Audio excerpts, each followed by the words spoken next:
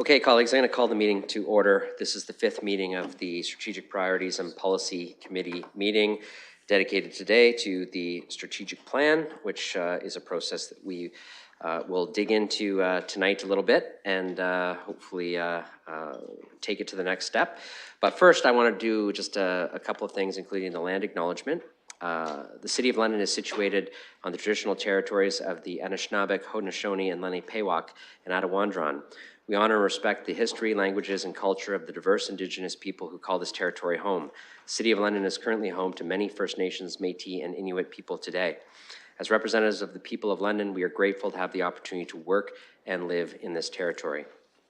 I also want to add that the City of London is committed to making every effort to provide alternate formats and communication supports for meetings upon request. To make a request specific to this meeting, please contact sppc@london.ca or 519-661-2489, extension 2425. Are there any disclosures of pecuniary interest? Okay, seeing none, there are no consent items, there's no scheduled items, and so we move right into our items of direction, of which we have one. That includes item 4.1. I will note there's a couple of components of the added agenda that are very important, including the staff presentation that we'll be going through today. I am actually going to just turn it over to our city manager, Lynn Livingston, to kick off our strategic plan process.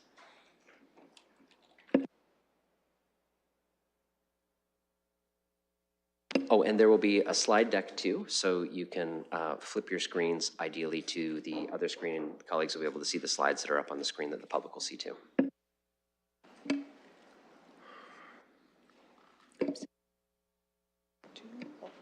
There we go. Sorry, I was having a problem with the mic. Well, good afternoon, and I just want to say how excited I am and my colleagues, our small but mighty team who support the strategic planning process of Ms. Wilcox and Mr. Steinberg, as well as all of SLT, to be with you this afternoon to support you in your development of your strategic plan. So our role is to try and support you as you work through the component pieces, but truly the plan is yours, and we work with your direction and try and turn that around for you at each point. So today, what we'd like to review with you is kind of the overall approach to support the planning process. We shared this with you in December, but we're going to talk about it again and give a little bit more information around the engagement components in terms of where the community can participate and has already begun to participate in the process. We'll provide you with an update on some of the very early engagement results we've heard since the middle of December. And then it's time for you folks to dig in terms of the vision, mission, and values. And we've got some small group processes to suggest for you as you undertake that work. And then we'll come back and begin the work on the priorities that you would like to set for this council term to direct the work. And then we'll wrap it up with some next steps. So it is a hefty, if I may say that, agenda. There's a lot here. And I hope that we're able to support you in a process that you are comfortable with. So just to kind of go back to the beginning and reiterate some of the things around strategic planning. So essentially what the plan does is identify your shared vision, mission, and strategic areas of focus or priorities that guide your work over the next 4 years and the work of civic administration that we do to support you in your efforts. It's also, and you would have heard me say this back in December, directly tied to the multi-year budget and our technology investment strategy. So not only does it direct the work that we do, it directs the investment of resources, be they financial, people, or technology. So that's an important connection. And I always like to say on the staff side, if it's not in the strat plan, it doesn't show up in the budget. So those are the connections that are important from our perspective. There are some guiding principles, and our role has been to do some of the background work to provide you with materials that can support you in your deliberations. And some of the principles that we use in preparing those materials for your review and also consideration is that we're not coming from a blank slate. There is an existing strategic plan. A number of initiatives carry forward past the life of the current strategic plan, but there's always an ability to improve not only on the process, but how the plan looks, how it feels, what it directs, the right level, all those kinds of things. So we've tried to bring that principle of continuous improvement to the materials that we're providing to you. It's also important that the city is a complex organization. It is a government. There are over 100 services that are delivered, and it also provides policy direction on a number of initiatives across the community in order to achieve council's vision. But while it needs to reflect all of that, it also needs to be able to provide specific focus and direction on the priorities that you're identifying for the next 4 years so that we're clear about where the emphasis should be. We have in our preparation and supporting, trying to support your work, understood that there are very important principles around equity and inclusion, financial stewardship, sustainability, and being able to have information to make informed decisions. So that are some of the principles that have guided the work as we've been thinking about this. And again, we're reiterating the direct connection between the plan and the multi-year budget and our technology investment strategy. So this is a picture that is a little bit new to you, and I'll dive into the one that will be familiar to you that you would have seen in December that articulates the steps from now until April, the target of April of having a final plan. But we wanted to also show you what happens after the plan. So work through, you will develop the plan over the next number of months, aiming for a final plan in April. That then triggers the beginning of the multi-year budget process. In fact, Ms. Barbone will be bringing a report to you by the end of April that kicks that process off in terms of multi-year budgeting. So immediately moving into that. Staff will then proceed to undertake work based on the direction provided at that particular meeting, undertake the work to begin to develop the multi-year budget, which really can be seen as an implementation tool of your strategic plan. It sets the pacing, it identifies the targets of what will be achieved year over year against those strategies that you're laying out. While that work is underway, we are also then developing the detailed implementation plan. Under the strategies, there will be many actions that civic administration needs to take to deliver on the strategies that you've identified. So we're doing that in tandem with the multi-year budget because they're hand in hand. And we will report to you on the implementation plan in November. And then after that, you get twice a year a report on the progress in terms of, are we doing what we said we would do? Are we doing what you've asked us to do in terms of delivery of the strategic plan? That's the progress piece. And once the multi-year budget is set, which will be, I think, in March-ish of next year, once that is set, we then have very clear metrics that we will then be reporting to you out on a regular basis in terms of the performance of the strategic plan. So that's the interrelationship of those components. Strategic plan drives the multi-year budget. We develop an implementation plan. We report out on the progress of delivering on that implementation plan, the strategic plan, and also we report out on the achievement of the multi-year budget and the performance. Did we meet the metrics that are expected through the strategic plan? So those are the component pieces, and that's the accountability cycle as well. Once a plan is set, there's an accountability to you, to the community, that we're delivering on that on your behalf. I'll just keep going. So in terms of getting to a plan, this is what was shared with you back in December in terms of an approach or a process to support you in the development of that plan. So the first period of time today is for you to begin the setting of the vision, mission, values of that plan. What are the areas of focus or priorities that you would like attention paid over the next 4 years? What are the outcomes, the difference that you're looking to have made, and what are the expected results, the actual change? So that work begins this evening, and I'll talk a little bit more about our suggested approach to doing that work. And then we'll move forward till February, where you'll come back. We'll make whatever changes you're directing in terms of those pieces of work. We'll turn that back around to you. You have an opportunity to look at that again at the beginning of February, set the vision, mission, and values, kind of final in quotations, because nothing's final until you've gone through the whole process. Revisit those outcomes and expected results, and we will table strategies for your consideration. What are the actions that can deliver on the priorities that you've set? Much of February is dedicated to community engagement, and I'll talk in a minute about the details around that.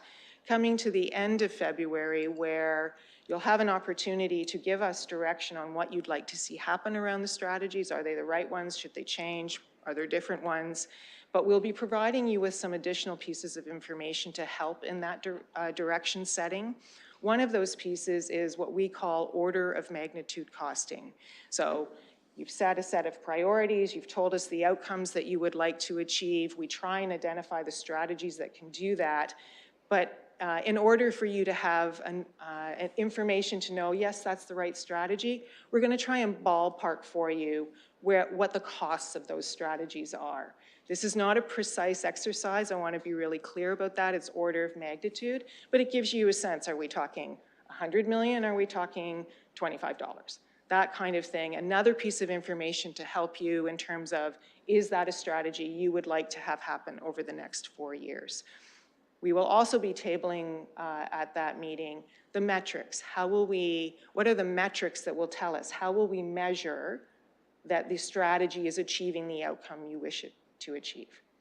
Are we achieving the expected result you're looking for? So those are the kinds of things that will be coming back to you at the end of February. Lots of discussion at that meeting around the strategies. Again, there'll be heavy community engagement during that period, and I'll go through that in a minute.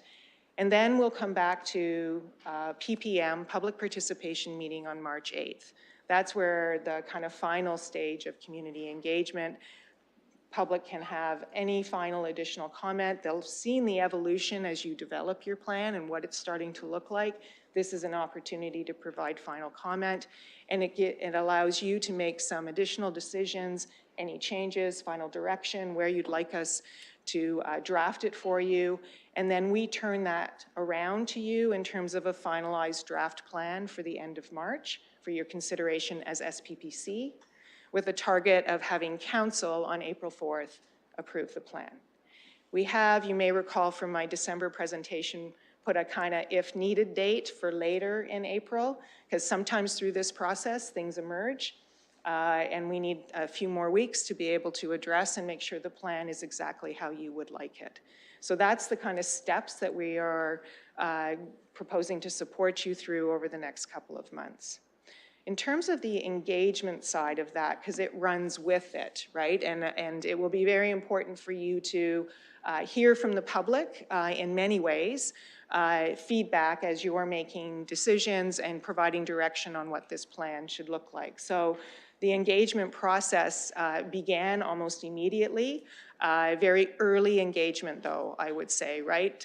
We had 51 Londoners who took the time over the holidays to provide comments. So already people are beginning to take advantage of the Get Involved site. So there are a couple of ways that folks can participate and provide you with feedback as we work through the planning process. So the Get Involved site, out of every meeting, will be updated based on your direction and the information that, so if tonight you have, let's say, I don't know, 4 vision statements, we will put those up.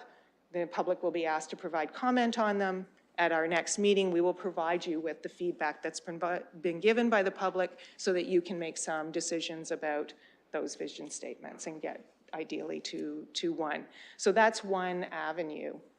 And that will begin as soon as this meeting is finished. We'll turn that work around, get it up, and start to get that feedback.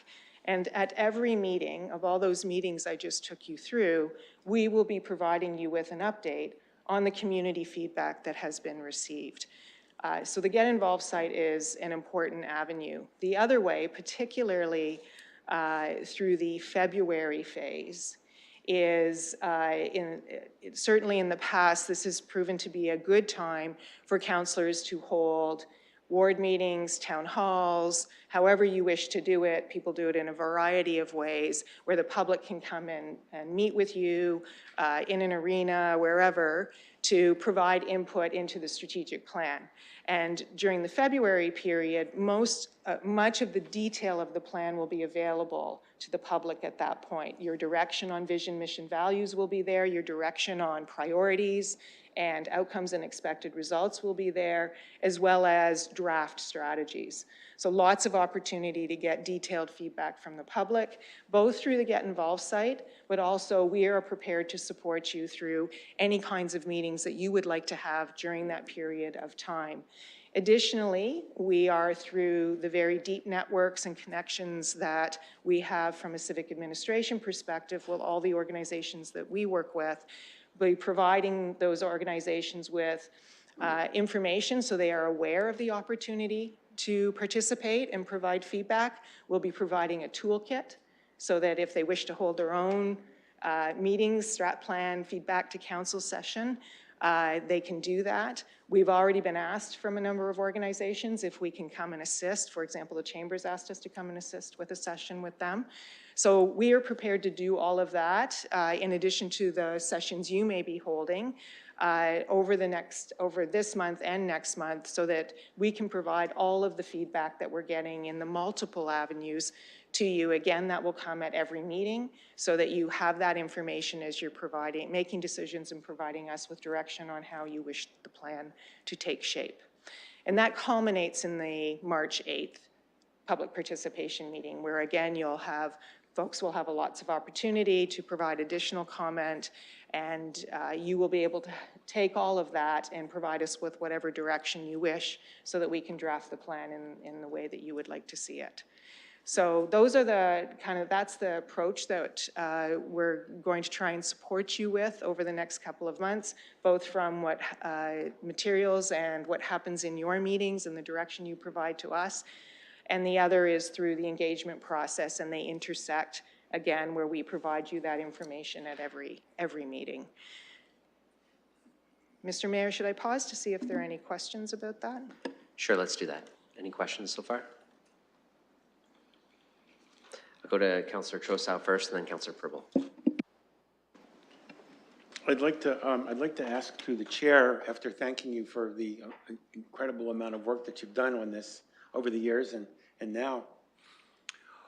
My first worry about this, and I want to just put this right out there at the beginning, is that when the public sees that there is a public participation meeting, after much of this has been set, there's going to be skepticism. And there's going to be some pushback that you've already drafted this. And now you're coming to us after the fact for a public participation meeting. And I actually don't, and I think it's a good idea to have these ward meetings, but to have the public participation meeting set here at the outset in March, when we have things like set mission, like at the beginning of February, it just seems backwards to me. And I would like to see more opportunity. And I know that there's the Get Involved site, but I do think that there should be an interim public participation meeting before anything is set, because I would like to have a public participation meeting that maybe didn't deal with the magnitude costing draft metrics, which I think is much more of a staff function. But I'd like to see an earlier public participation meeting that dealt with the mission, values, vision, and at least the higher level area of focus. I want this to be something that people can bite off in discernible pieces. And I just see on January 11th, we're already dealing with outcomes and expected results. And I really think we need to slow this down and be more deliberate about the mission, values, vision, and areas of focus. Because I think it's the areas of focus that people are going to have a lot to say about. Thank you. Through you, Your Worship, we're completely in your hands. We can support an additional PPM if you wish to have that at the February 7th meeting. Have response to, in addition to opportunity through Get Involved and the other, we are completely in your hands on how you wish to do that. And we can certainly support it from a staff perspective. Councillor Pribble. Oh, sorry, that's me.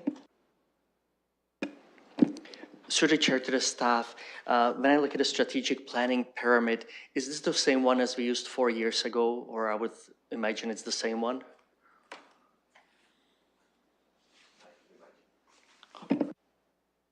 Is this what you're referring to, Councillor, what I've put on the screen? That is the general structure that, this structure has been used.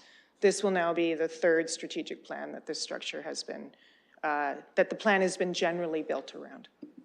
Okay, follow-up question. The matrix, and I do find all the other steps in the strategic plan and in other materials, the matrix, so they were set up for last 4 years. So currently, they are available to the council or to the public? Go ahead. Yeah.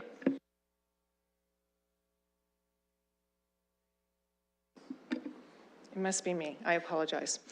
Through the chair, yes, the metrics for the last plan were publicly available. They're right in the plan. And then the actual, so it describes what the metric is. And then through the multi-year budget, we set the targets for the year-over-year achievement of some of those metrics. And then we report out every year through the performance report. So how did we meet on those metrics? So they are publicly available. And last follow-up question. If I look at and if I compare it to the other strategic plans, there is one area that I'm kind of missing, and that's the one that kind of is either some organizations call it the plans of action, some calling the tactics, and those are the exactly steps with kind of the deadlines, responsibility, and steps like that. Is there a particular reason why we don't have this step in our pyramid? Your Worship, the step comes here when we talk about an implementation plan. So the pyramid gets us to the strategic plan, the direction that's being set, and then we move to identify those specific actions, timelines, which DCM is accountable for them, and that gets reported out to you in the November report.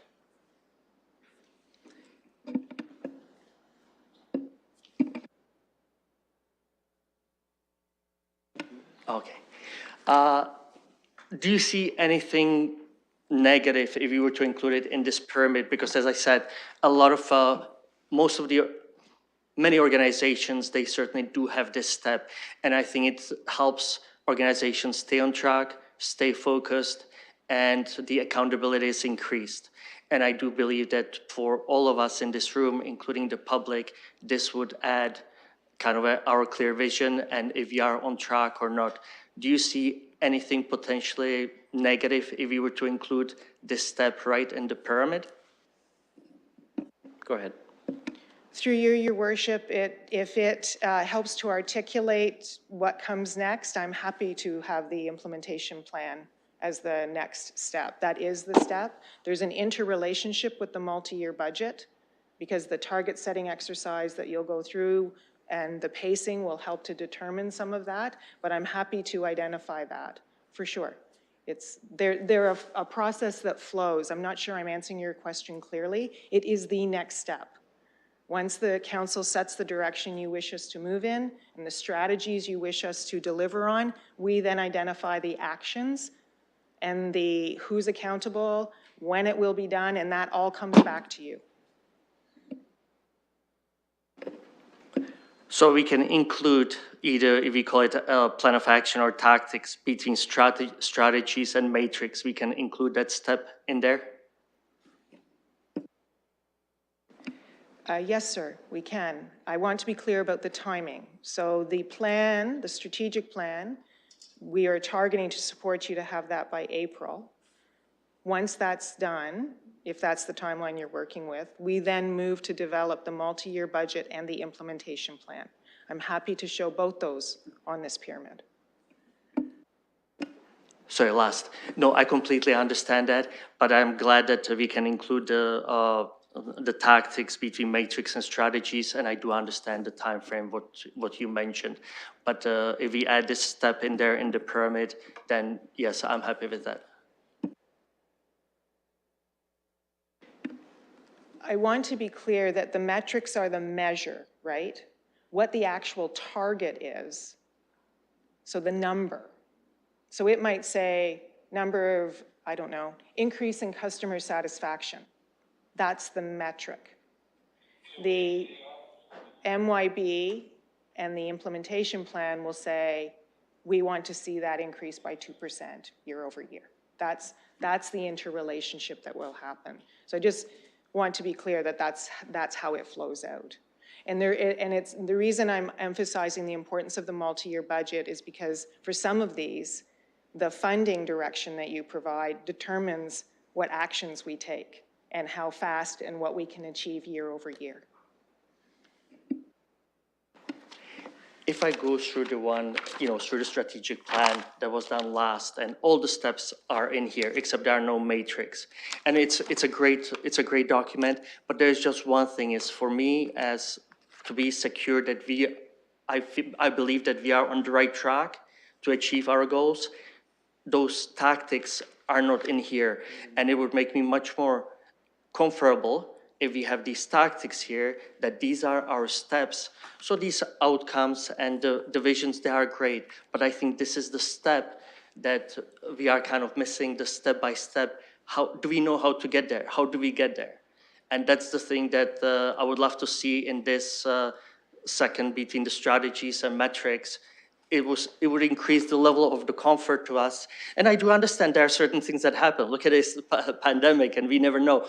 But in a perfect world, these are the steps. These are of area of focus.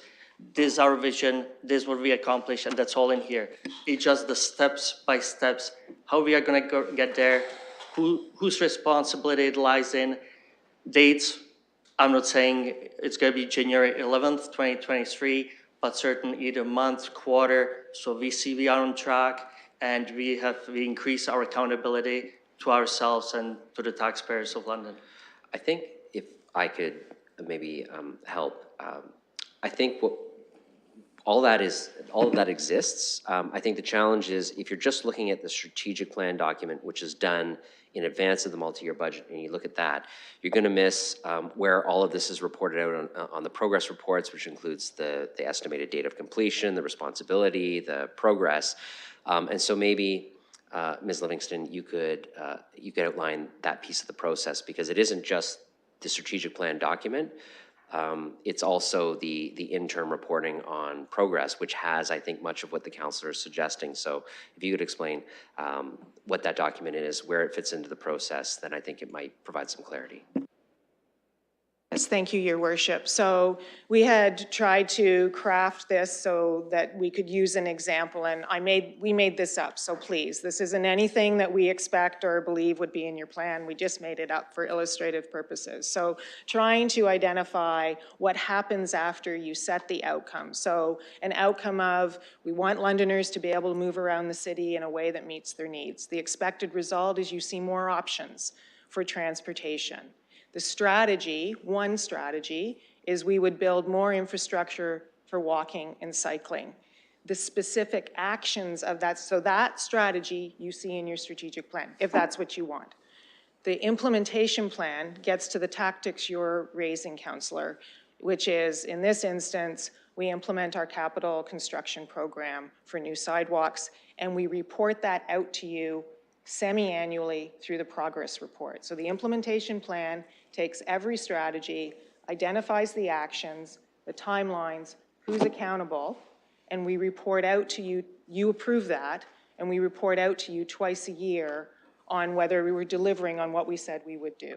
That is that side of the house. On the metrics, what are the metrics that let you know that we've increased access to transportation options? We've put a few examples here: number of subsidized transit rides, number of meters of sidewalk built.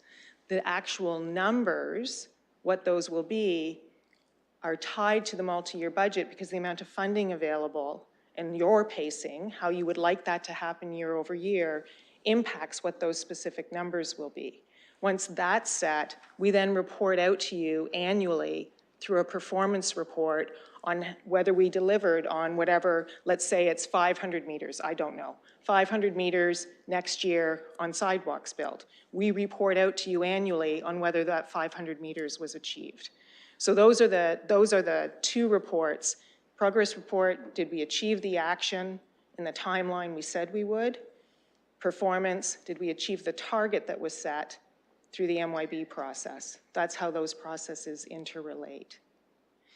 What I would say is if the expectation is that we get as far as the implementation plan in this process, then if your strategic plan needs to encompass all of that, we're going to have to figure something out because this is the interrelationship with the multi-year budget. So it would take you further, right? So the strategic plan is meant to set that high-level direction. What are the strategies? But we come back to you with the tactical steps. That is what the implementation plan is, the tactical steps on achieving it. So they're not, I appreciate the visual separates them, but the process is a continuum. Go ahead, Councillor. And just going, I totally understand, and I'm okay if, and I totally understand that some of these tactics, they will not be completed potentially by end of the year, or it's a potential work in progress. But I still believe that we should include it in terms of the strategic pyramid because it's a very crucial step into the strategic process. And I totally understand that next month or in April, you're not going to have all the tactics that they will be completed. But again, by December 31st, we certainly should have the tactics done for following year. And again, it doesn't have to be that the tactics will be done for all 4 years, even if it's for the first year.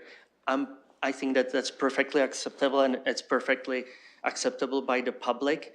But I just think that, again, that it should be part of the pyramid and everyone will understand that there will not be deadlines January 1st in next 4 years or whatever it is.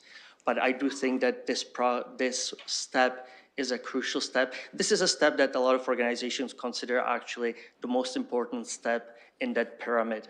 And I'm just missing it, either the tactics or the plan of action, however you call it. So we have the clear vision, yes, that's our goal, and these are our steps, how we are gonna get there. Certain things will happen. One will, whatever we can do, we replace it with another one. But we can see, all of us, yes, we feel confident. This is our goal, this is our outcome, and these are our steps, how we are gonna get there. And that's the only thing is, I totally understand with the dates, but to have it including the pyramid, I think it would be a very, very valuable tool for us. Go ahead. Do you have a response? Go ahead. Mr. Chair, I'm trying to understand if we're arguing over the same point or actually have a different point. That's what I'm trying to listen very hard to understand. If what you're asking for, Councillor, is that in this, by April, we provide you with all of the actions that would deliver on the strategies, that's not possible in this time frame. There are two reasons for that. One, you're only just setting the strategies and telling us the direction you wish to move in. And so there's work that has to be done. Two, you have not provided the direction on the scope of the multi-year budget and the pacing that you wish to see in terms of tax rates or any of those things over the 4-year period, which are very important in terms of trying to develop what are the tactics, what happens year over year. So I am completely in line with you in terms of absolutely the next step is developing the actions, tactics that deliver on the strategies. What I'm trying to understand is the expectation from council on the timing of that. And maybe if I could try to help interject, I actually hear you talking on the same page. It's just, this comes in 2 different documents, and perhaps it would comfort the council when you go on london.ca/strategic plan, it outlines our existing strategic plan, but what's not there is the information that the councillor is suggesting exists in the current strategic plan, but isn't maybe in the same spot for people to see. So I think that there's probably a way where all of these things will exist. If we need to modify the pyramid as an example of what comes next, we could. But I think perhaps we take a different look at the way we communicate and share this information online. So on the strategic plan page, we have not just the strategic plan, but then when the implementation plan is done, we add that. Then when the annual progress reports come, rather than have them buried in committee reports, put them right on that page so that there's full transparency for people to see the plan we developed, how we're tracking it, how we're progressing in it, all in one spot, which sounds to me what is the end goal of what the council is trying to achieve is all of these things together, but also all of it being very easy to read, very accountable, very visual. Two things. Yes, I was looking for more transparency and accountability, true. But just to answer the staff's comment, I already said that I don't expect that by April. I'll be happy that if we have it by the end of the year for the following year. And that's kind of what I was looking for. I just honestly, and it's a great strategic pyramid. It's fantastic, it really is. And there's just this one step that's kind of missing in it. And I do think, as I said, it's a very crucial step. We can do it, sure, we can have other 2, 3, 4, 5 documents, we can, and to support it, but why not add that level to the pyramid right now and have it there? And our understanding of the council is that yes, they will not be completed by April, but if we can always have it by the end of the year for the following year, I think it's fantastic. Go ahead. The answer is yes, we can do that. And you'll see it in the next slide deck. We'll show you how the pieces fit together, and we'll show it. I will also say that what you'll see at the end of the year is the 4-year implementation plan, not just the single year, just so we're clear. I'll add you to the list, Councillor, but I have an ongoing list. I have Councillor Lewis, no, Deputy Mayor Lewis next. Thank you, Your Worship, and through you to colleagues. Having been through this once, I really want to emphasize that we are only on the very preliminary draft step tonight, the very first step, really. What we were presented with in December was just the foundation for us to start thinking about this, and tonight we will just start to engage in the very first exercise ourselves. So I would keep in mind that as things go along tonight, to make some progress, we probably don't want to get caught up in the weeds too much. And I did hear Ms. Livingston indicate in her remarks, staff are available for check-ins with any of us at any point during this process. I would encourage colleagues to take the opportunity to do that if you get hung up on any sort of process piece as this goes along. And it's not, I certainly don't want to engage in cross debate or undermine the value in any way of what Councillor Trussow said, but I was smiling when Ms. Livingston mentioned we'll meet you where you are in arenas, and I recall about 4 years ago, Ms. Livingston and her team, this was prior to her time as city manager, but she was leading the strategic plan development at that time and actually was out at Argyle Arena at an event that I hosted with sheets with these areas of focus and all of what we see in here tonight and what we'll be developing over the next few weeks so that people could provide their input to us at that event. I think it's really important that all of us take the opportunity to engage and it's our responsibility as councillors to engage our constituents on this plan as we move forward. Staff will support us, they will play a role, but I think that it's really important that we don't overestimate the value of a PPM where people are standing up in the gallery lined up at a mic. Having been here for 4.5 years now, I can tell you that at most PPMs, I know the name of the person at the mic before they've even stepped up to the mic. But all of us just completed an engagement process in the last year with literally tens of thousands of Londoners as we knocked on doors, as we talked to them during the election campaign about their priorities. And that's one of the reasons that Ms. Livingston and her team engaged in one-on-one meetings with us after the election. So it's really important to understand that we have a wealth of information that we can bring to this process that our constituents have already given us. And there are opportunities and resources available through Ms. Livingston and Ms. Wilcox and her team to continue that engagement with our constituents. Very, very few people actually feel comfortable standing up there in front of a microphone, in front of gallery and the chambers here can be a little bit of an intimidating experience for them.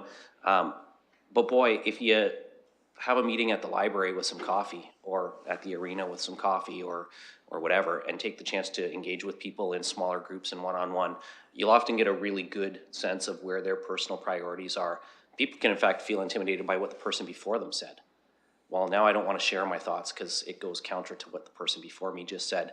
So I can't say this enough. I encourage colleagues to take the opportunity to go out and re-engage with the constituents that you had the chance to knock on doors with over the summer, and share this information with them as it rolls forward. I think it's really important that we have a draft for them to comment on, because I don't think we can actually form a strategic plan by committee of 420,000 people.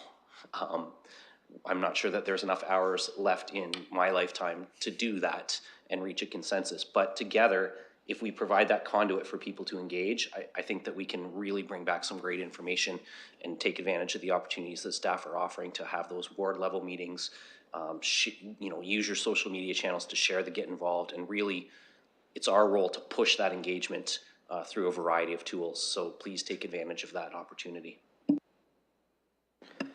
Okay. Councillor Trosau, I have you as wanting to speak again. I would yield to anybody who hasn't spoken yet. Anybody else? Oh, Councillor Pelosa, go ahead. Thank you, Mayor Morgan. Being concise, realizing half of us is new to this process, that as we go through Ms. Livingston's slide deck tonight, there will be an opportunity to break out into groups and go through these exercises together, and we'll do a touch point with each other to see what we're thinking, where we're at, and what concerns we have. And then when we get to break and dinner time, that's also an opportunity to touch in with each other and see where we're at, and then have that public conversation when we come back of, are we good with where we're at and where to go from there? So I know it's new, but I'm asking you to hold tight at this time and just go through the slide deck and the process, realizing as well as we move through this process that it said that if you want to know what a council's preferences and priorities are, you look at where they spend their money.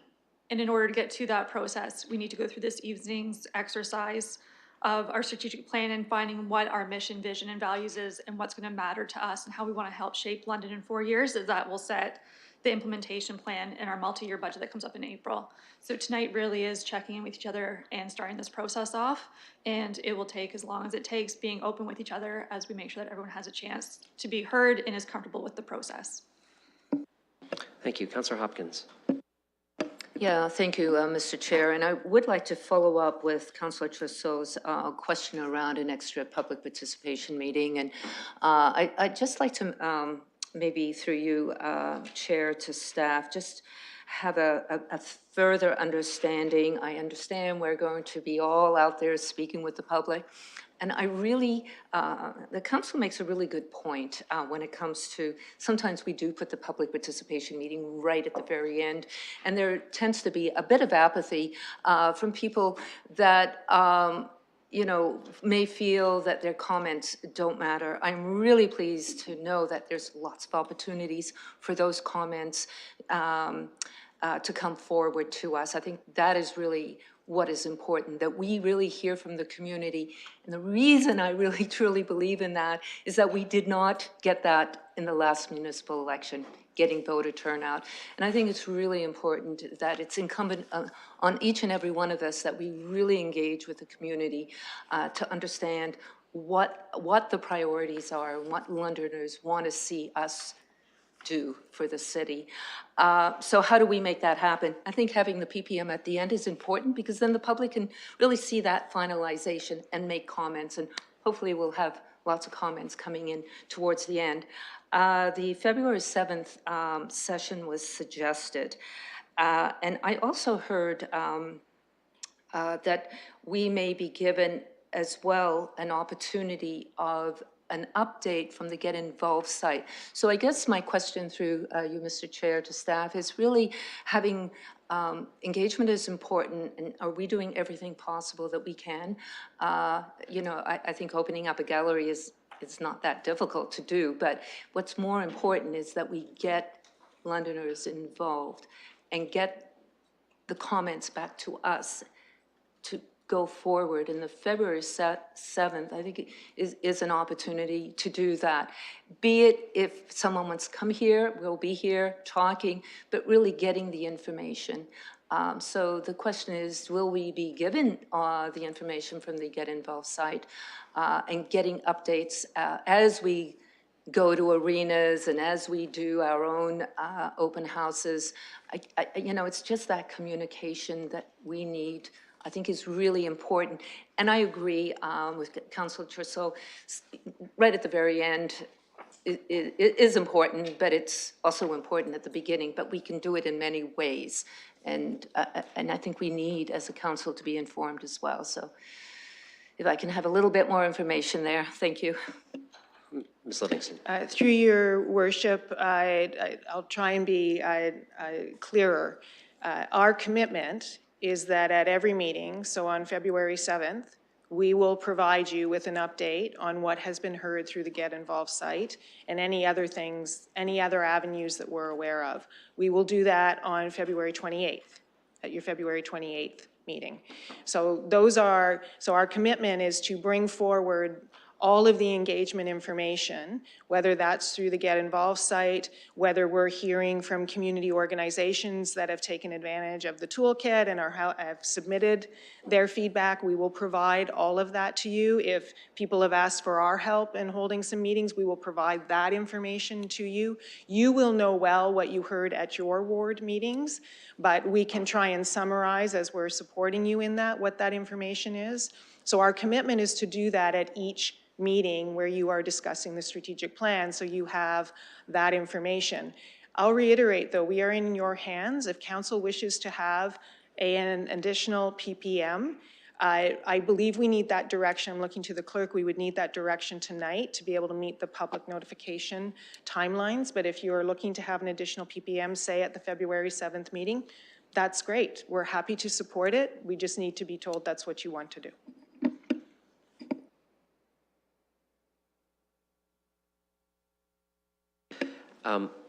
I might have some information, but I'll go back to you first, Councillor Hopkins.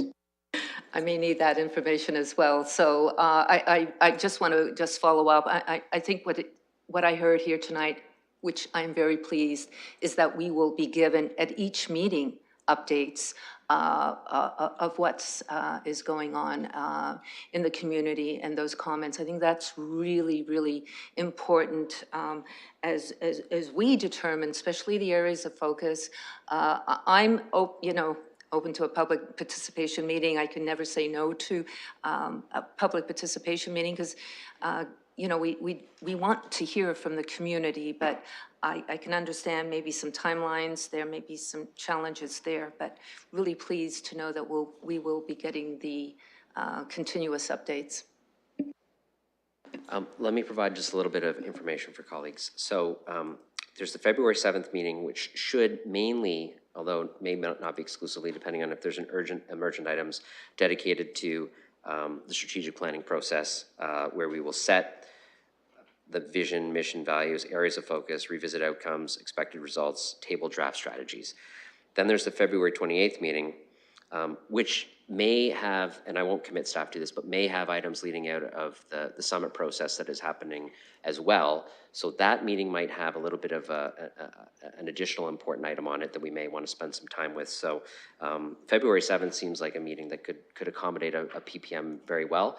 We would want to set that notice and direction tonight as a council so that when we have a formal PPM as a council, we need to advertise it with a certain time frame. If we did that tonight, I believe that would fit in with the clerk's timeframes for being able to properly advertise that so people know to come. The February 28th meeting is really just reviewing the order of magnitude, costing, draft metrics, and then only a week later, we're doing an SPPC meeting, which is a public participation meeting. So I might suggest, if council's considering adding a PPM, February 7th is probably the appropriate place because we could hear from the public before we finally set the mission, vision, and values. The February 28th meeting is really reviewing some information that then flows into a subsequent PPM on March 8th. So there's probably an opportunity to add one, but probably the February 7th and not the 28th, given the other matters on the agenda. I just wanted to provide that information to help council with its decision making. With that, I want to continue on with the speakers list. I have one more person before you, Councillor Trossau, and that's Councillor McAllister. Thank you, and through the chair, and listening to the discussion in terms of the PPM, I do think that that is one opportunity, but I have found in the past that it typically is the same folks that we're hearing from at the PPM, and so I would encourage colleagues to hold those ward discussions, because I do find it very valuable, because especially with the the engagement being lower, in the last election, I would like to hear from new voices. I do think it's very important for us to bring all those individual voices from our wards to council, because as Deputy Mayor Lewis said, we are typically hearing the same folks. Normally you know who's in the gallery, and I do think that there is a need for those new voices to be heard, and if they don't, for instance, go to the Get Involved site, I do think it's our responsibility as councillors to encourage and promote accessible ward options, so people feel like they're actually heard. Thank you. Back to you, Councillor Trossau. Thank you. I'd ask through the chair whether it would be necessary to put forward a motion at some point during this meeting, I don't know when, but to add a public participation meeting for the 7th. I don't know if that's something we've agreed to or are thinking about or need a motion for, but I'd look to you for leadership on that issue. That's one thing. The other thing is in terms of the pyramid, I think there are two things that are missing from the pyramid, and I think that Councillor Pribble tried to address what's missing from the bottom of the pyramid. And in particular, when you look at this really nice report that was put out about the strategic plan for 2019, you really only get so far in terms of these charts. And the actual bottom part of the chart, one would have to do additional research to find, and I think that has to be made much more accessible. But this is maybe even a more key point. We're starting this with the assumption that we have the 2019 strategic plan as sort of a model. Certainly we can change it. But what bothers me about this is, when do we get a report that talks about how effective the 2019 to 2023 strategic plan was? I don't see that.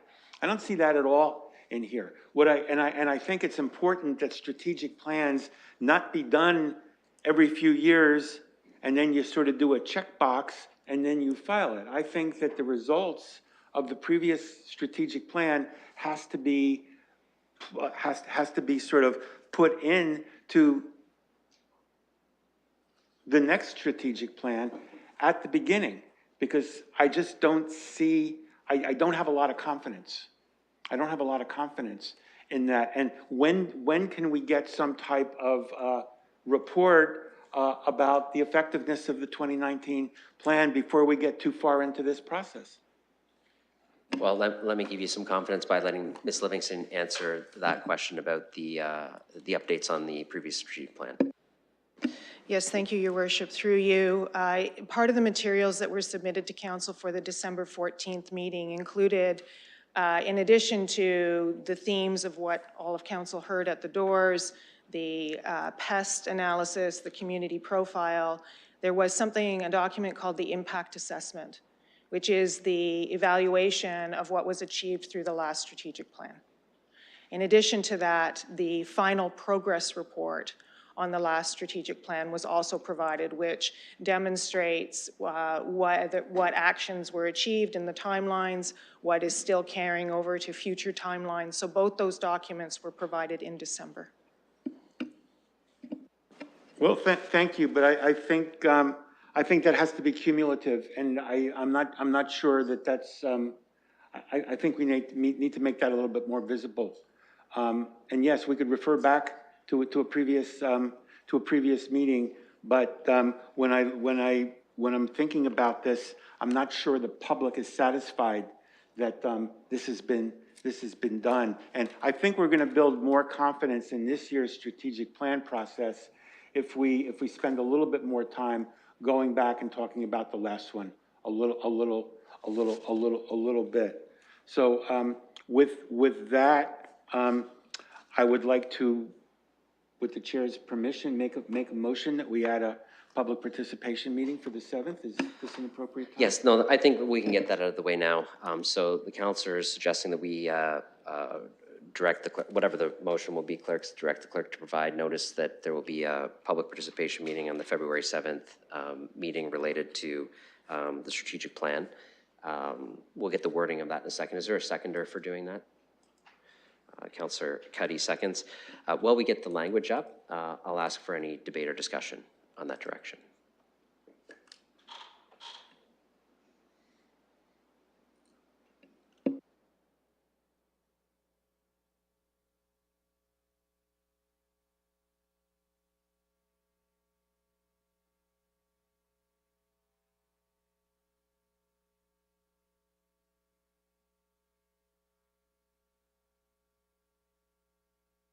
Okay, so the motion in e-scribe reads that an additional public participation meeting related to the development of the 2023 to 2027 strategic plan be scheduled to be held at the February 7th, 2023 meeting of the Strategic Priorities and Policy Committee, moved by Councillor Trostow, seconded by Councillor Cuddy.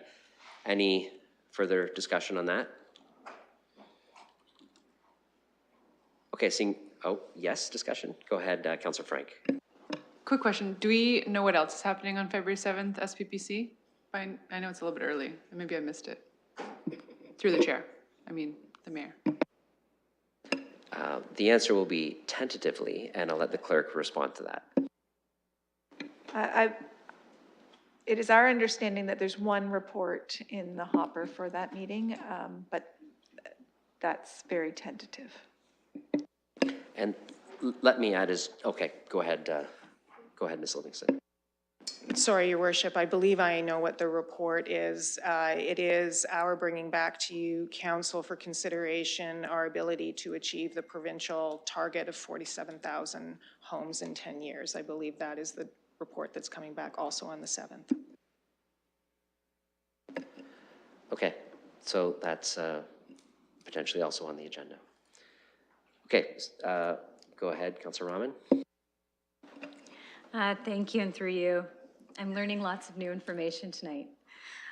So I've learned that there will be, at SPPC, this report, which is great. And I'm glad to hear that that's coming back, and then there will be an additional report on the 28th as well, both of which I think will inform direction quite considerably. And so now I'm thinking through the additional PPM. I do see the value of engaging. I agree with some of my colleagues who have said that they will be hosting local and ward-specific meetings. I do think, and I'm doing one as well, and I do think that there is a path and an avenue to hear from different voices through that process. I hesitate always to not support a PPM. Who doesn't? But I do think that there are adequate opportunities to check in, and I know based on the phasing of the different items that are coming forward in the reports, I'm also looking at doing another virtual check-in with the ward on top of a face-to-face check-in. So I think that's how I'm comfortable personally addressing the opportunity to present. I hear my colleagues. I'm starting to become more familiar with some familiar faces as well. And I do think that anytime we take the conversation to people, there's value there as well. So I think balancing those approaches is important. And I'm not sure that it's needed on the February 7th as well. Thank you. Councillor Stevenson. I think Councillor Rahman summed up my thoughts exactly, so that's my thought as well. Councillor Pribble. I agree with the last two comments. I think as we were told by the city manager, we have a lot of things on the plate coming up, and I really do think we can do this work in our own wards and bring it to our committee. So I'm also in support of the last two comments, not to do it, not to organize it. Any other comments? Councillor Trostow. Yes, I'm going to stick by my position that there should be another public participation meeting on the 7th. And if it's just a few of the same people, it won't take very long. And I think that we have the opportunity to bring different voices out. And I think the way we bring different voices out is we give people a variety of opportunities to participate on the website, in the wards, and here. And there's something special about coming down to City Hall or about zooming in at a meeting. Now, I want to talk about the ward meetings. The ward meetings are very important. I'm not going to argue against that. But I think what happens at the ward meetings, the other counselors and other members of the public who are not at the ward meeting are not privy to what happens at that ward meeting. And those ward meetings are not going to be, I don't think they're going to be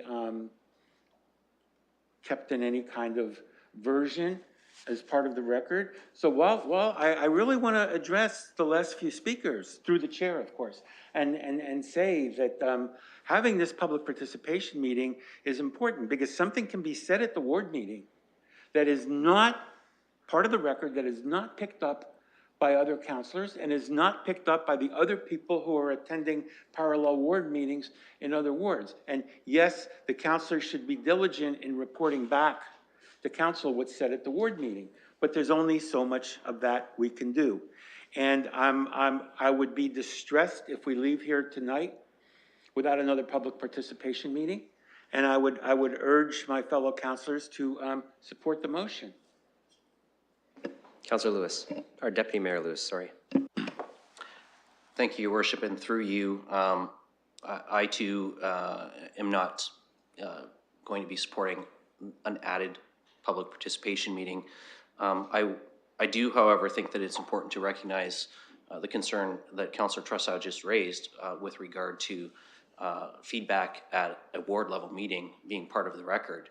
You can absolutely rely on staff to take whether they're written submissions, and I've had surveys at my ward meeting where people fill them out, and those get brought back to staff.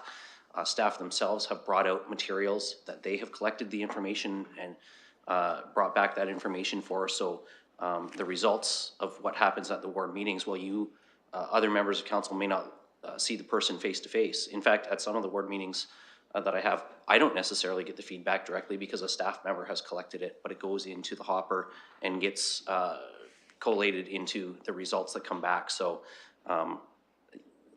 again, not to engage in cross debate, but I do believe that there are mechanisms involved that allow the ward level meeting feedback to be incorporated into the updates that we get, as Ms. Livingston indicated, at each step along the way in terms of the engagement process. So I think it's important just to be clear that there are opportunities for that ward feedback to be available to all councillors.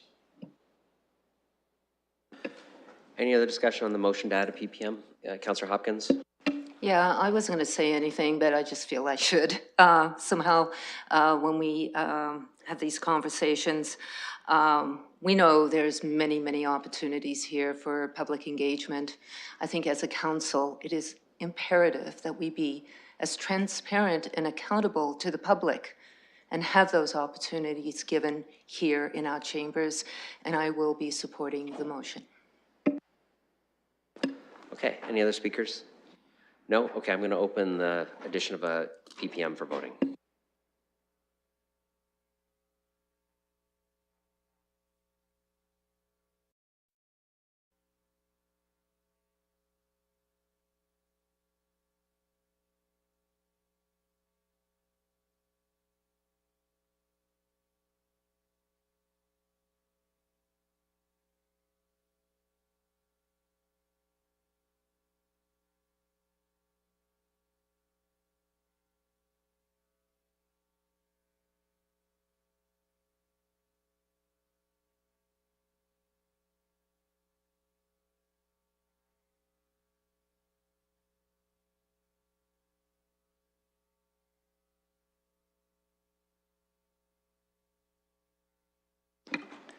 Closing the vote, the motion is lost, 7-8.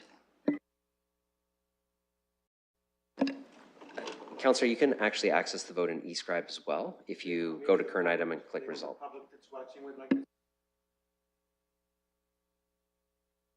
It is on the screen.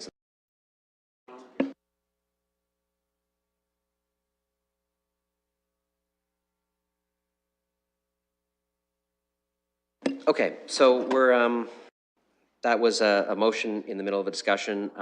I actually, I'm going to make a few comments from the chair, just on where we are so far. I just want to add a little bit of emphasis on what was discussed by colleagues, so having gone through the strategic planning process before. As was mentioned, public participation meeting, of which we'll certainly still be having at least one, is one avenue for the public to participate. As well, as colleagues host board meetings, as Deputy Mayor Lewis said, staff are here to support that endeavor. They are here to provide you with materials if you need them. They can provide information. A staff member from either the councillor's office or the strategic planning team can attend and record information. You make those requests when you set up your meeting. And that documentation and that recorded information can be sent into the strategic planning process. So it's not just about going out, hosting a meeting, and then providing the feedback through yourself to council. There is a way for people to gather information at those meetings, and staff are 100% here to support that process and ensure that it flows into the council so that all members of council can see what occurred at those meetings. So if you're looking for support for your ward meeting or a meeting you'd like to have, whether it be digital or in person, please reach out to the strategic planning team and let them know, and they'll ensure that you have the supports that you need to run those meetings as well. Councillor Trossau.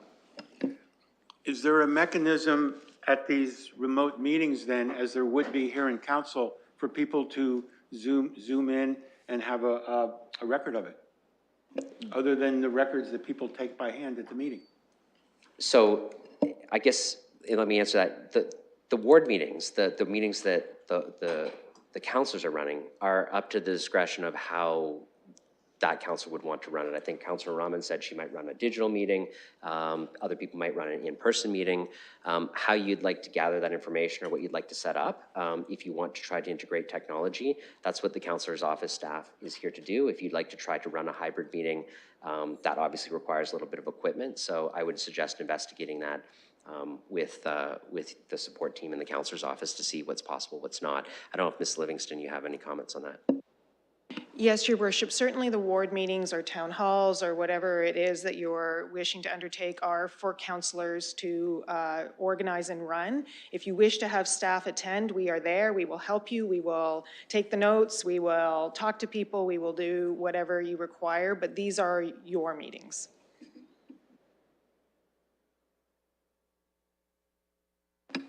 Okay, I'm going to go back to Ms. Livingston to back to the process.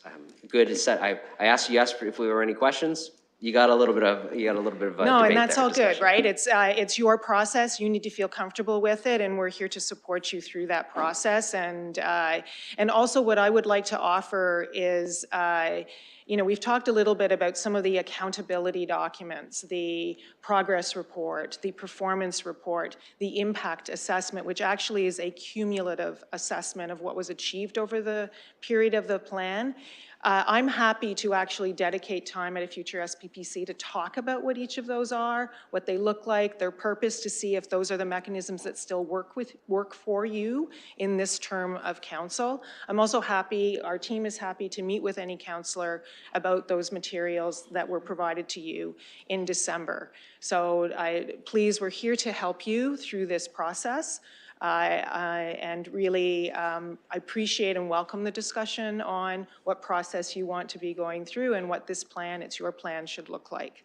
So I won't go any further on the triangle, our pyramid. I think we got some clear direction with respect to what you'd like to see added to that.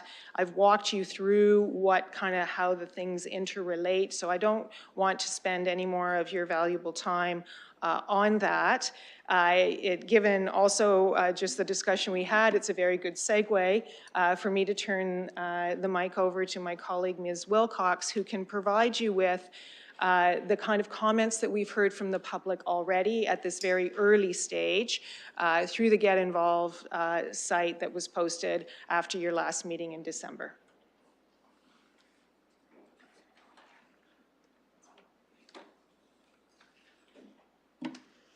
Thank you, and through you, Your Worship. So just a brief update on what we've heard since we've launched. So As was noted, we've continued to gather input from agencies, boards, and commissions of the city and other organizational and community partners that we've engaged over many months. So that's continued. And as the city manager noted, we launched the Get Involved site, and this is one tool in the engagement process following the meeting of SPPC in December. Did that across, we advertised that across many channels, billboards, radio ads, socials, for instance, and provided an ability for you to share that as well. And through this first phase of early engagement, Londoners were asked to weigh in on the vision, mission, values from the 2019 to 2023 plan and to share that feedback on Get Involved. We received 51 survey responses at that time and over that period. We kind of closed that on last Friday so that we could roll that up and bring it back to you for this meeting. And recognizing a very busy time for everyone over the holiday season. So this is a summary of what we received and some of the key themes that were identified based on that feedback. So nearly half of the 51 respondents that completed the survey on Get Involved stated that the 2019 to 2023 vision is still relevant. Of those who did not feel that it was still relevant, some of the key themes that were identified in their feedback were that we should have a more local focus, addressing local challenges first, leading locally, nationally, rather than globally. A more focus on people, that it was missing a focus on anti-racism, equity, and inclusion. Missing statements related to sustainability and environmental stewardship, and that it should be more unique, and sort of that feeling that how does it very clearly that it is a vision statement for London. Mission, again, this is based on the 51 respondents. A majority, again, in this case, felt that the mission statement was still relevant, and that these statements from that plan are in your packages, and we'll have those up on the screen when we get to the working sessions. Of those who did not feel that it was relevant, the key themes included that the notion of being not just responsive, but being proactive in our actions. That the city should be a leader and not just a partner. Prioritizing evidence-based solutions and ensuring that the way that it's stated, it's plain language, and that they can feel a connection to the mission statement. Values, 35 respondents felt that the values from the 19 to 2023 plan were relevant, and of those who did not feel that way, the key themes or ideas that they felt were missing were values around leadership, sustainability, and in particular environmental and fiscal sustainability, equity, and also values, again, a similar statement that they need to be inspirational and resonate with Londoners. Lastly, we did receive comments that were beyond the questions that were asked within the survey, so we wanted to include this here and identify and share with you the important themes that were identified around community priorities. So these included housing affordability, homelessness, mental health and addictions, equity and inclusion, community safety, and infrastructure and municipal services, or how those rolled up. Other comments we received were some great ones for us, and we're really committed to continuously improving throughout the process, so to make the links easier to find on Get Involved and have more focused survey questions. So we'll take that into account as we launch the next round of engagement related to the work from this meeting. And I will turn it back to Ms. Livingston.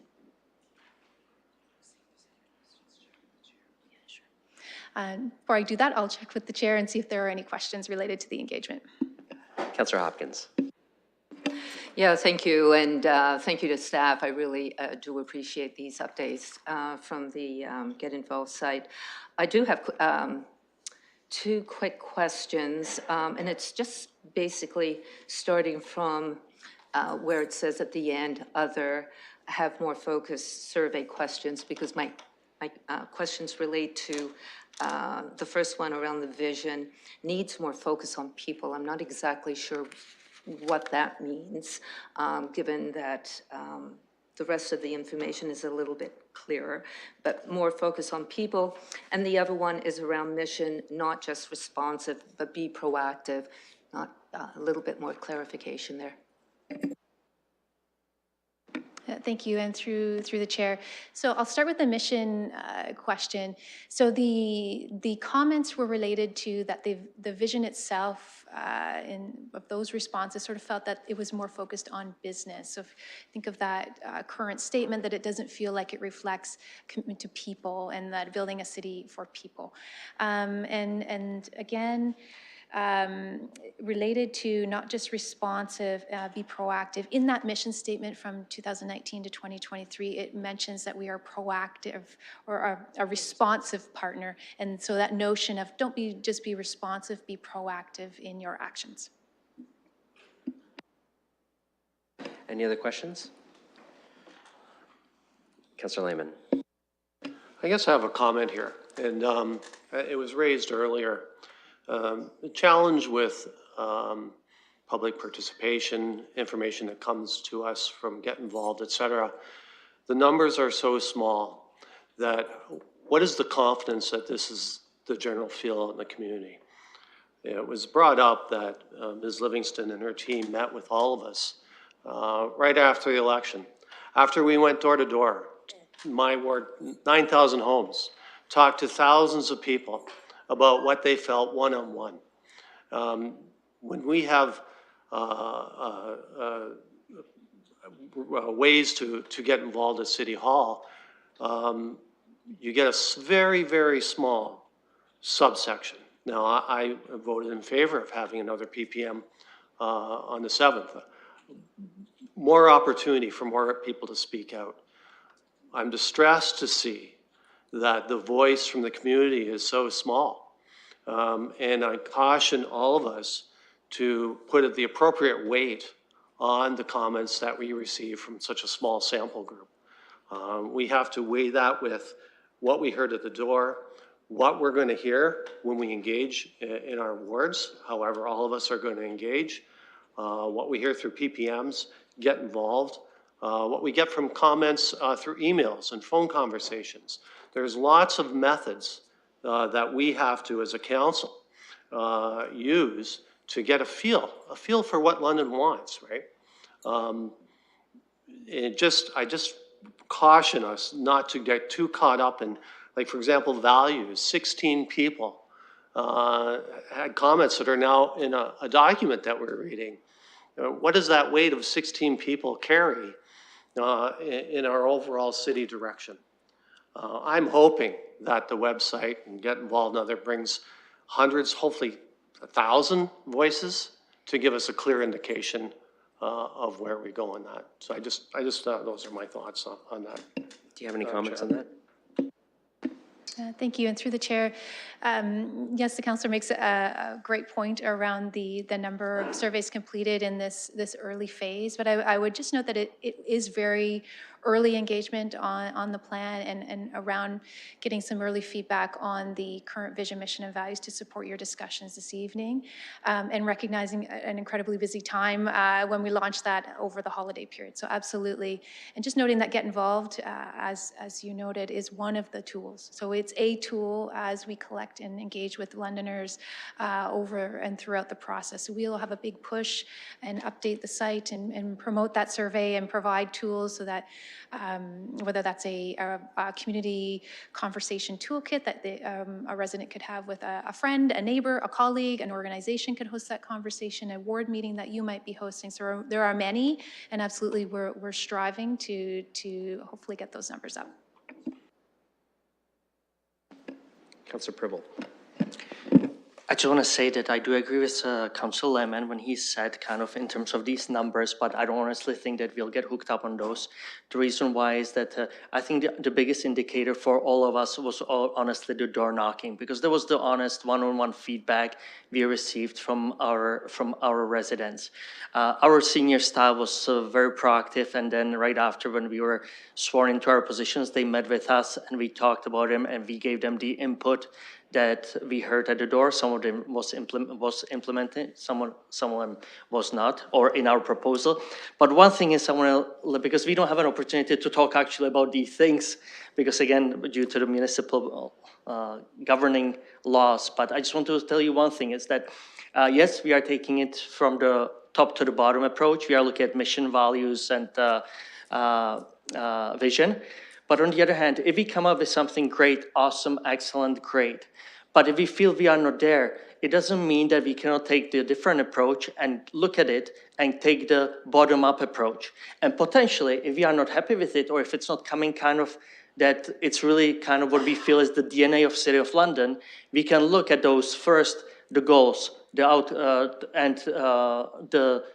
individual points, the goals, and maybe then they will arise to make our mission, vision, and values. And again, it doesn't mean that we can either one, it can work either way. But I just want to say one thing, is when we are attacking now, we'll go into the groups.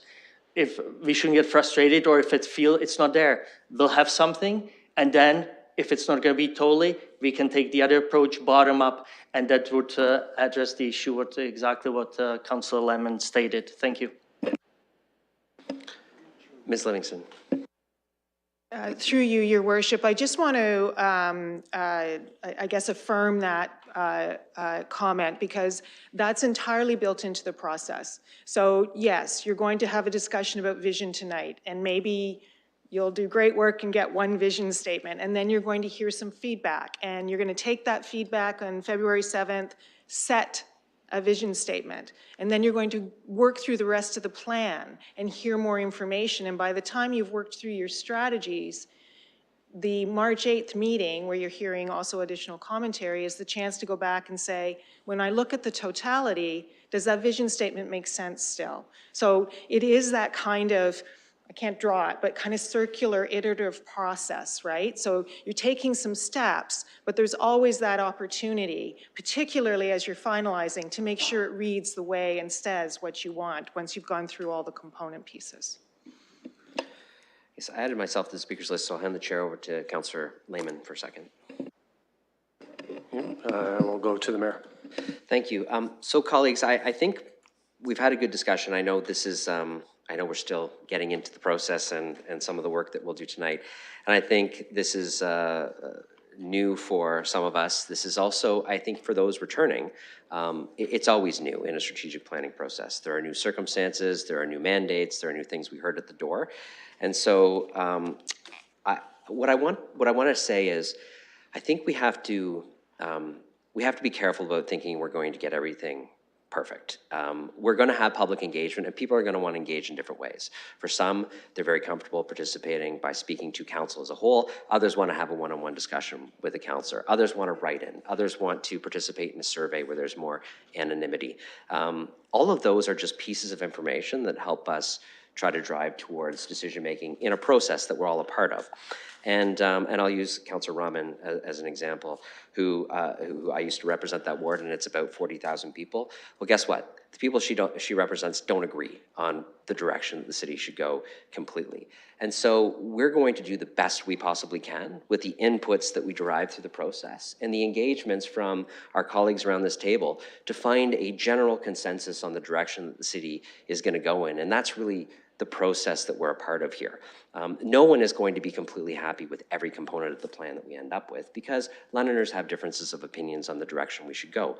But through, I think, a process, if we can agree that we're working through a process and we can agree that we will commit to revisiting components of that process where necessary, I think we can start to move through the iterations of the process and start to drive to where we might have some common ground and consensus and where we might need to have some debate and discussion.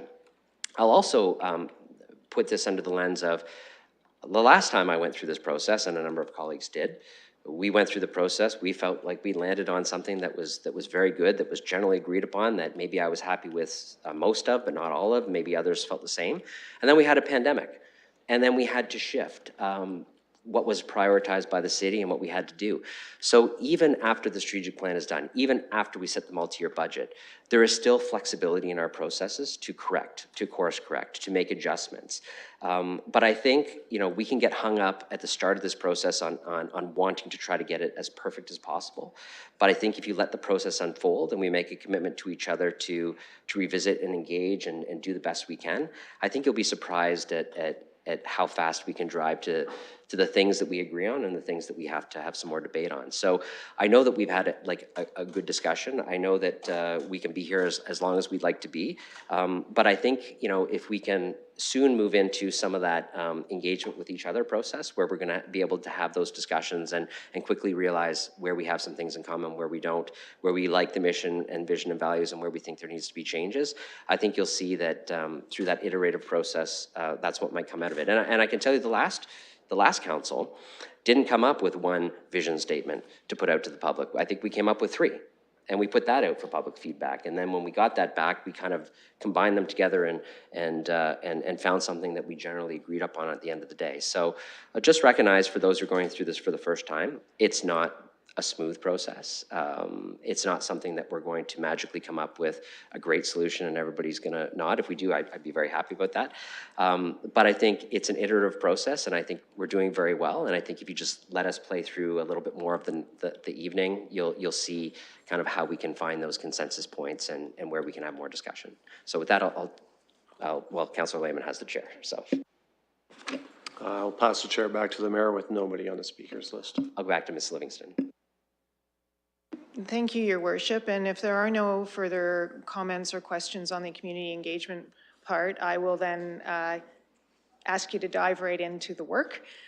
So what we're proposing the approach for this evening, for the remainder of the time we're here together, which is however long you wish it to be, is that we start first with a discussion of vision, and that it's in small groups. And we're suggesting about 30 minutes for that discussion in your small groups. Then we would come back, hear from each group. You would provide some direction on where you're comfortable getting to this evening, whether you want to work on getting to a single statement or you want to leave it with wherever it is. So we'll take that, whatever your direction is. Then move into a similar process for the mission and values, a little bit more time, because there's a couple of things being discussed there, and again, hearing back from you. Depending on where we're at in the evening, the chair may wish to call a break at some point, and then we would move into a whole of group discussion around the strategic areas of focus, see whether those are resonating and workable for a construct to begin to discuss the outcomes and expected results. So that's the suggested approach for this evening. Okay, and if colleagues would allow me to, if we would like to go with that approach, and we've done this before as a council, and I think it worked well. Here's how the small groups would work. We'd break essentially into 3 small groups. I think we could just kind of divide it as, 1 to 5, 6 to 9, and then 10 to 15. There's 3 whiteboards. You can work around those whiteboards. You can put things up on them. For the media, this is an open public meeting, so the media is welcome to go around to those groups. This is nothing here is closed session. We'll kind of keep a microphone on here and there from time to time. You'll hear a little bit of the discussion. Obviously, we can't have all of them on at once, but the media is welcome to circulate around to the groups. For Councillor Hillier, I know you're remote. Councillor Pelosa has offered to FaceTime you and put a small version of you on her phone to participate in your group. So you'll probably have to log off on this, and I'll let you connect with her. She'll help you out with that. I know you've been discussing that. And so we'll do that. We'll spend about a half an hour. I've asked Councillor Pelosa and Councillor Lewis just to help identify in the groups that we've divided, a note taker or someone to record on the boards, and it's really a kind of a free-flowing process of those groups to kind of work through what the city manager has described and come back with your feedback to the overall group. Is there anything you'd like to add, or did I get it all? Your Worship, you identified kind of that there'll be 3 groups, and I guess I would just encourage that we try and have councillors self-select for the groups but try and have it even, like not 10 people in one group and 2 in another group. So try and divide it up, and I'm also happy to kind of announce a 15 minutes if people wanted to move between the groups. And then we would probably encourage you for the second group work, that maybe if you felt like mixing it up, if you wanted to work with different people for the second, just so there's a variety of opinions, but really it's in your hands. Go to the group you want to go to, and we'll work with what's coming back. I think that's a better idea. I was just afraid that if I went over to the board by myself, that no one would want to be in my group. So I thought, so we'll do it the way the city manager suggested. We'll kind of, the three of us will stand by a board. You can join the group that you want to, but try to make them relatively balanced. Councillor Trosal, before we start, do you have a question? Through the chair, I just want to understand, since this is a public meeting, and since we have people watching this remotely, I presume, people out there watching this, I presume there's some, how do they follow this discussion? I'm going to let the clerk describe the reporting out process. Thank you. Through the chair, and I will defer to a certain degree to the city manager on this, but each of these groups will report out on their discussions and some of their findings or conclusions, and motions will be made based on what comes back from these groups. And as I said, it's very difficult, obviously, now that we have remote meetings for someone to tune in remotely to the group of their choice. But as I said, we can casually turn on a microphone kind of and rotate them through the group so people can listen into some of the group discussions in those areas. And the media will be welcome to, of course, go anywhere they'd like within the groups as those discussions occur. That's about the best we can do. We've done it in the past. The clerks feel comfortable with this process, but that's how we're going to approach it. Mr. Mayor, and I think the clerk could confirm that we're also still streaming through this process, so the community can see visually what we're doing, and then there's a reporting out of the kind of conversations.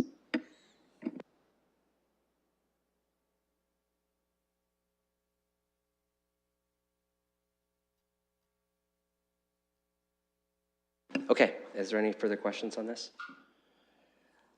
All right, then what we'll do is, I think, oh, sorry, go ahead, Ms. Livingston.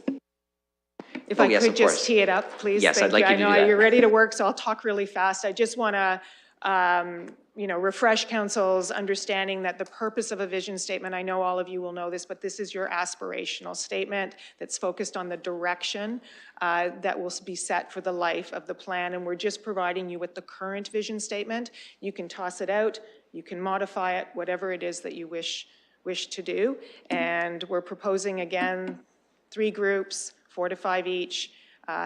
Have at it, and then we'll have the reporting back out, and we'll work together. I'll work to support you to get to a place for this evening.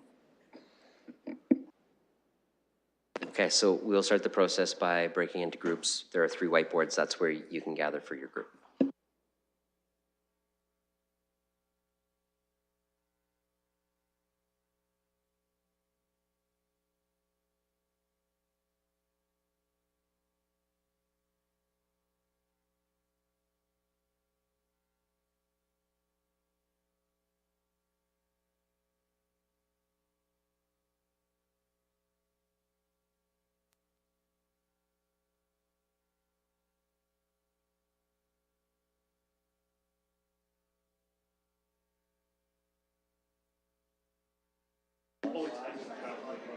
Oh, perfect, even better.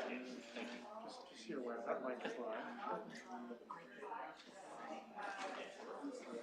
So this is sort of our aspirational. Yeah, of course. And, I'm kind of facilitating.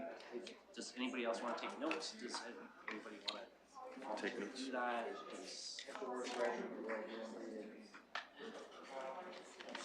I mean, I am happy to write too, so that's fine. Mine must have appreciated that. Yeah. It's right there. Do a start that's actually kind of just kind of the keywords. Or that's kind of how. Yeah. So they're moving to that. So let's put the old one up just so we got it. That's on my screen too. Leader in commerce, culture, innovation, our region's connection to the world. Well, I mean, it mentioned people, right? Projects, like diversity or inclusion. I have a ton of ideas here that I wrote down. Inclusivity. Yeah, and then I had some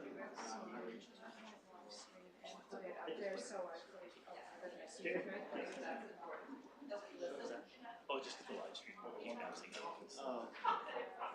So while Shannon's writing it, do you want to go with kind of trying to do kind of already sentences, statements, or do you want to do kind of keywords and we'll try to?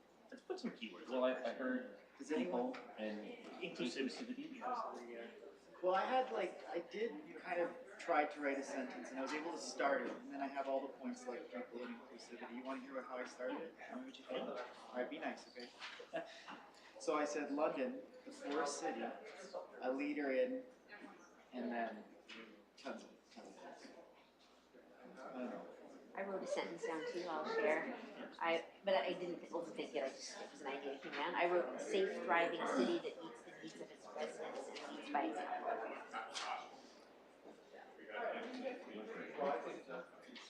I tried to keep it leading. So yeah, I did write a sentence with some of the ones that I picked. I don't care, I'll read it. So it's London, and I probably don't like all of them. Well, you know, Yeah, that's, Self-edit, yeah. No, that's, but you know what, this is just to, before you start writing those up, this is actually kind of how it worked last time too, is everybody kind of put their words and ideas up, and then we boil it down to something that we could make an actual statement out of, so that's the best way to make it. I agree. All right, here we go. London, the forest city, connected leader in governance, inclusivity, sustainability, living well, and forward planning for current and future generations. What are your thoughts?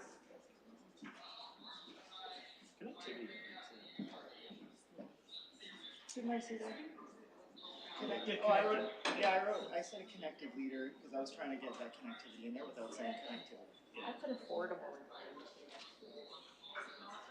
Very aspirational for them.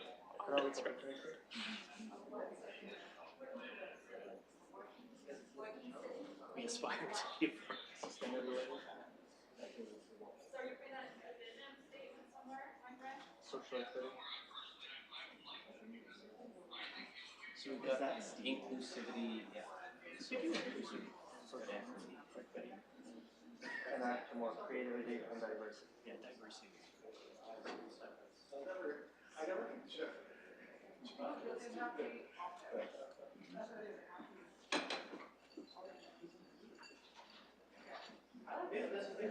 leads by example, something like that. You have that right now. Leads by example.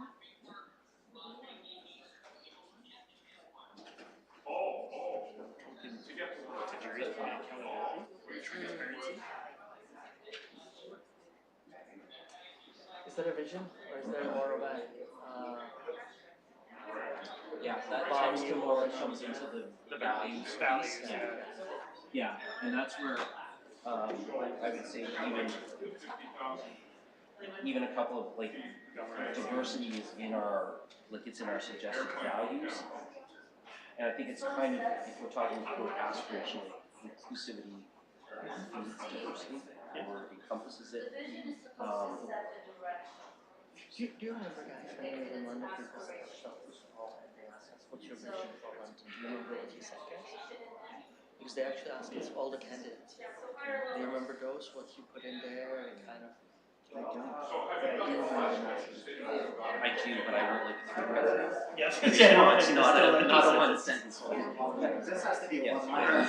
this is basically a one sentence or 2 sentence statement. The mission statement. All right, well, here's some ones. Tell me. I don't know if they're wrong. Go for it. That's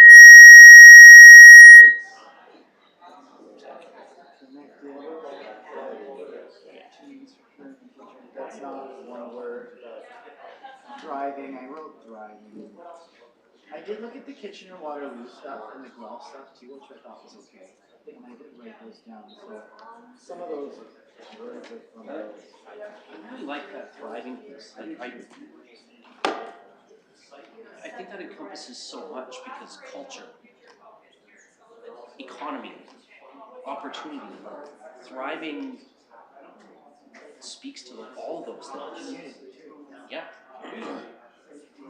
Now here's one that I don't see very interesting. Climate. That's why I wrote London or city. Thought I could encompass that. I wonder if I mean, I think climate is more down the, like, in the values and action Somewhat statements. encompassed in thriving too. Well, even in safe, right? Yes. When you think about things like floods and other sorts of natural disasters, and a safe city is one that plans for it. And like connected Also to sustainability, so. Connected to like connectivity, this could encompass a lot of things too, because I was thinking that would be important, like we're saying affordability, but I do put that here. And you're saying, and I also have public transportation, but obviously that's not the sexy word. Yeah, and I would say that is more action oriented, like in our action steps rather than the overall vision. So I looked up my vision response. It said, restore pride in the city. We live in a safe place for everyone to play. So, I'm just gonna put this down. You don't have any innovation there? So, and that's in the existing statements. I do like innovation. I like it too. So, And I like the leading. Yeah, we We do get to be a leader in Southwestern Ontario. I think I stole this one from Puel, or Kitchener-Waterloo. This one is, I didn't write down where it came from. Can't read it. But this says leader, willing to take risks, innovate and respond to the needs of our community and the next generation. Responding to needs is important too. I don't know what word encompasses that. What Response to someone needs? responds. Responsive? That was somebody that came up in there, right? They said responsive and somebody wanted proactive. Kind of like proactive. so I'm just jotting my own thoughts since you guys have yours in front of you. That was responding to the needs of the community. The other one was response to the needs of our community and the next generation. This one's kind of funny. It sounds really like movie-like.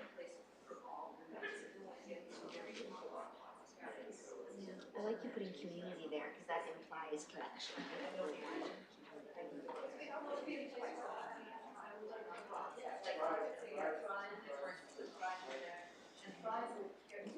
I really do still like the innovation piece from the last one.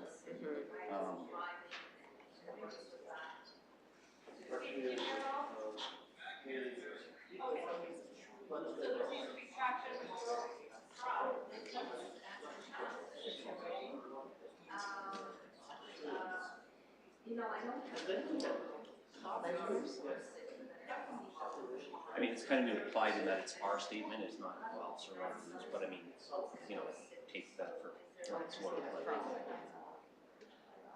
I mean, that's sort of what that's just a thought. Safe implies inclusivity too. I think you kind of capture that thriving. Well, and I think it being all of these things for all is also. Yeah. Here's one thing that I want to put in there. Tell me what you think. Bold. What's that? Bold. That boldly leads.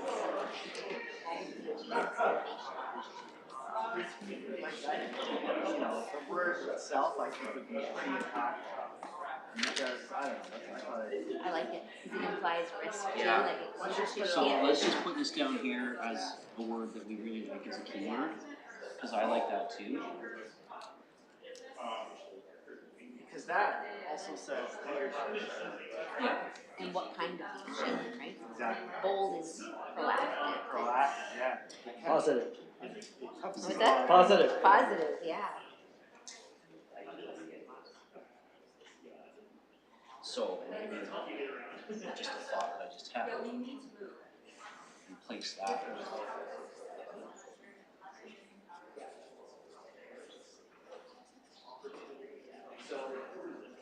Boldly embraces. Yeah, That's good.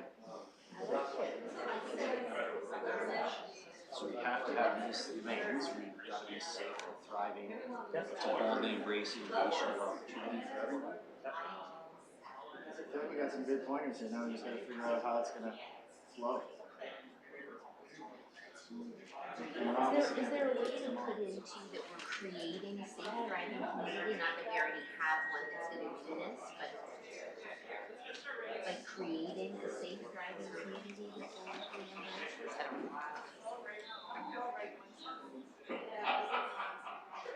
Well, you never know, like something like this already has a lot of great content.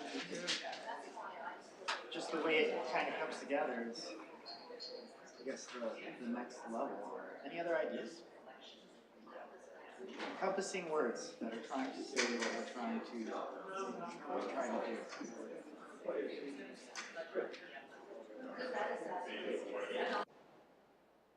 I have to leave, yeah, 6 pounds, 7 ounces. I think we. No, she was high risk, she was in the hospital 7 weeks of bed rest. So, they took her, they took her full term. What's that? Debating all three of them, because they all mean something. Oh. Innovation is Well, what's Steve saying? I want to hear what Steve is saying. Yeah, sorry, Steve. Steve's just distracted. Thanks. So can you see the? Yeah, we can't hear what you're saying. Can you read that, or is it backwards for you? Elizabeth, do you want me to jot down some of your thoughts too? Or? I think a lot, well, we're still on agent.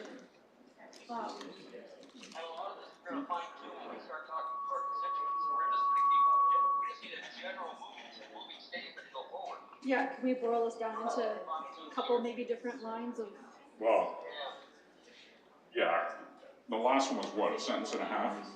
Yeah, but I know even in It could be- 2018, this is, we had two different working versions from my group last year. Yeah. We had lots. And then they went on the big board and. So sustainability, thriving, and the inclusion piece of like all seems to be resonating. If we do it in the form of, Is you good with that? Or any other? I think that's the general sense. this could be a run-on sentence, but it could also be one sentence. Oh, I've got a sentence already in my mind, but I want to hear from everyone else. If it's in the form of, London is a city, etc., that lives up to its description. And then there are little elements, there are little sub-clauses that say where residents can afford, where there's adequate public transportation, where there's safe. Yeah, where are we? Yeah. Where we. Hello, everyone. I'm just letting you know that we're at the 15-minute mark. So if you wanted to move around, although I see some of you are doing that already, and I would encourage you to try and work towards a statement.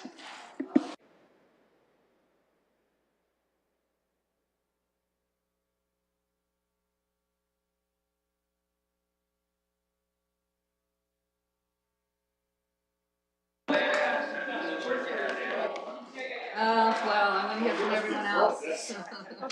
No, believe it or not, this is only the third one. Yeah, but it's You going to didn't be. do them in 2003 or 2000. You didn't do it in 2006, sir. No, 2003. no, I think the first one was 2014. Steve, did you want to throw draft wording, or do you want to hear what's come up? Ouch. I think, no, they put this on. Turn off the mic.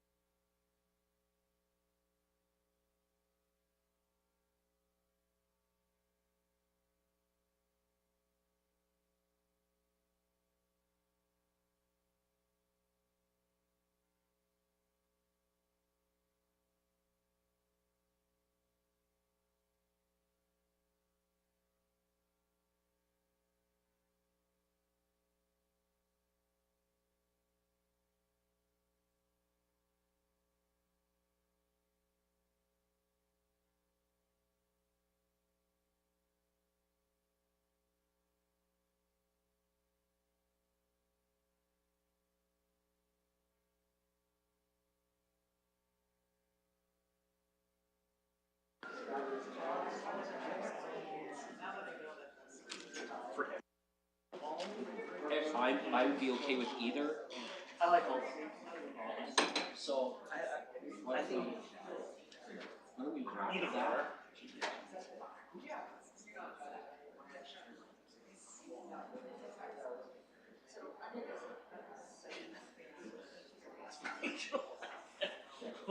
Yeah, this is definitely right now an aspirational word. It's not an accurate word. It's not a today word. It's a where we want to be word.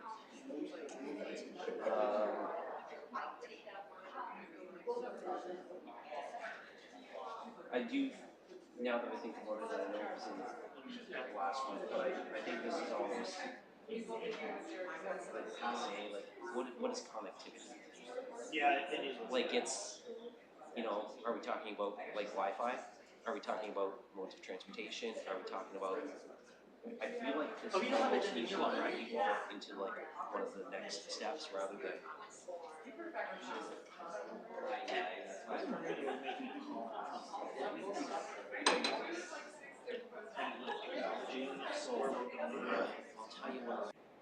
The forest city, so that sort of gets back to what I kind of support when it comes to the environment. Yeah, that's what. How do we? London, it's Forest City. Is that yours? And you sprinkle that to other groups. No, I was big on the whole thing, and now I'm talking about I just see London. Yes, there is.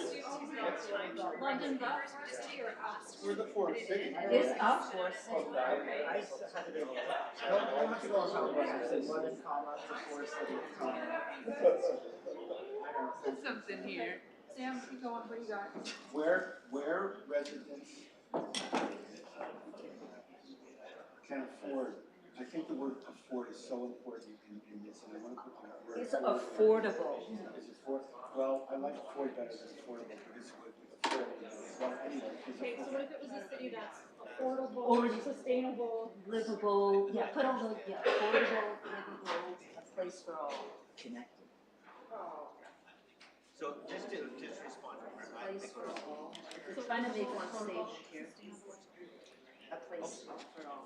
Elizabeth, it's a matter of budget rules. It has to be traced back to a goal. It doesn't have to be traced back. It has to be traced back to a goal. It doesn't have to be traced back to the language. No, it talks down how to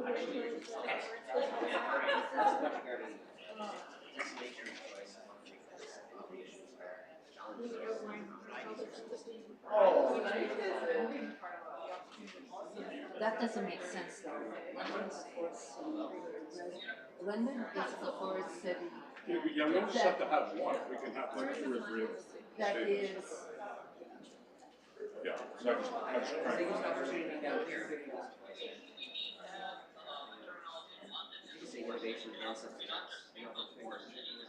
Yes, you say the word. The forest city is a leader, but London, yeah, okay. Yeah, I'll be back, yeah, I'm just gonna. Well, I recognize when you need to speak. I turn off the mic before I just said, I shouldn't be saying anything dumb to Elizabeth if I say something like that. Yeah, at least I trained you to speak. Just not saying it on mic is great. Well, it's a thing. That is a leader in what? That is affordable, livable, sustainable, a place for all, and a place for all. I like the word opportunity and thrive though. Because opportunity gets back to what you said, Steve, about a working city, a thriving city is a working city. Opportunity. Compassion. Yeah, we're not. Compassionate thriving. Yeah, compassionate thriving. Oh. The forest city is a thriving community. That's an affordable level.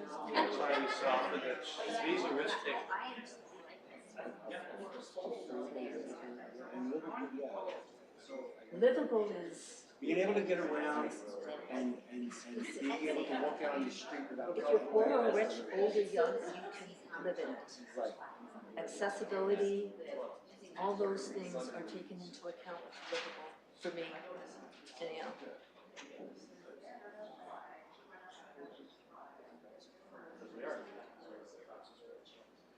welcoming. And I think the piece about persons of all ages and backgrounds is important. And it builds into the pieces that we're going to have later on about equity and inclusion.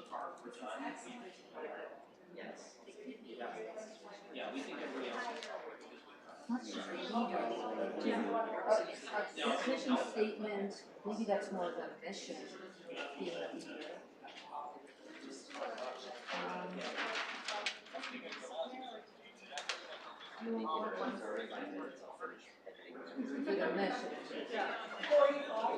Oh, vision? Do you want one?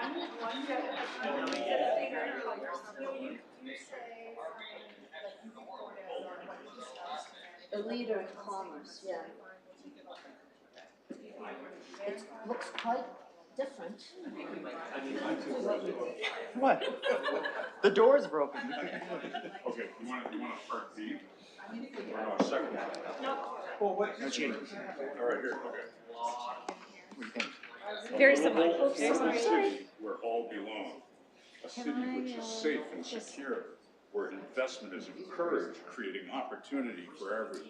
Can I just do a check-in? Do you, in 5 minutes, do you think you would be where you want to be? Where do we need to be? Well, one group has a statement, another group has a couple of statements, so Yeah. Are we working on a second do statement? you need a bit more time, or are you feeling like No, 5 so I think minutes it's, would be? I'm assuming dinner breaks after this? You're gonna report out, we'll see what you wanna do, and then we'll get to that, yeah, I think so. Yeah, we can have more than one draft statement, right? Yes, you can, yeah, absolutely. A livable, affordable city where all belong. A city which is I safe like and it when I secure. hear it again.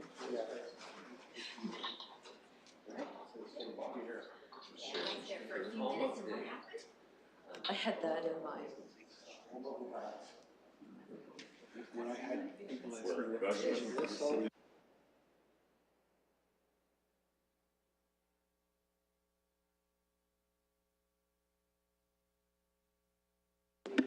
Hello, everyone. Just kind of giving you the 5-minute warning.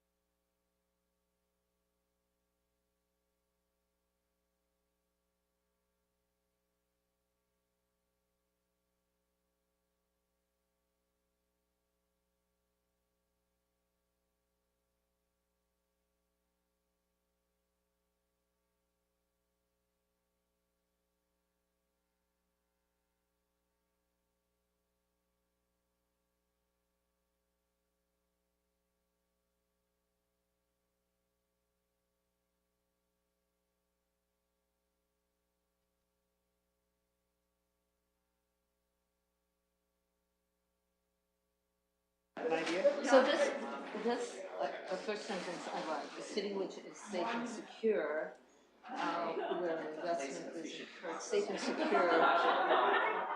What if you said, I know this one's clunky, you guys don't like it, but what if it was the Forest City, a bold leader that is thriving, or that has a thriving community?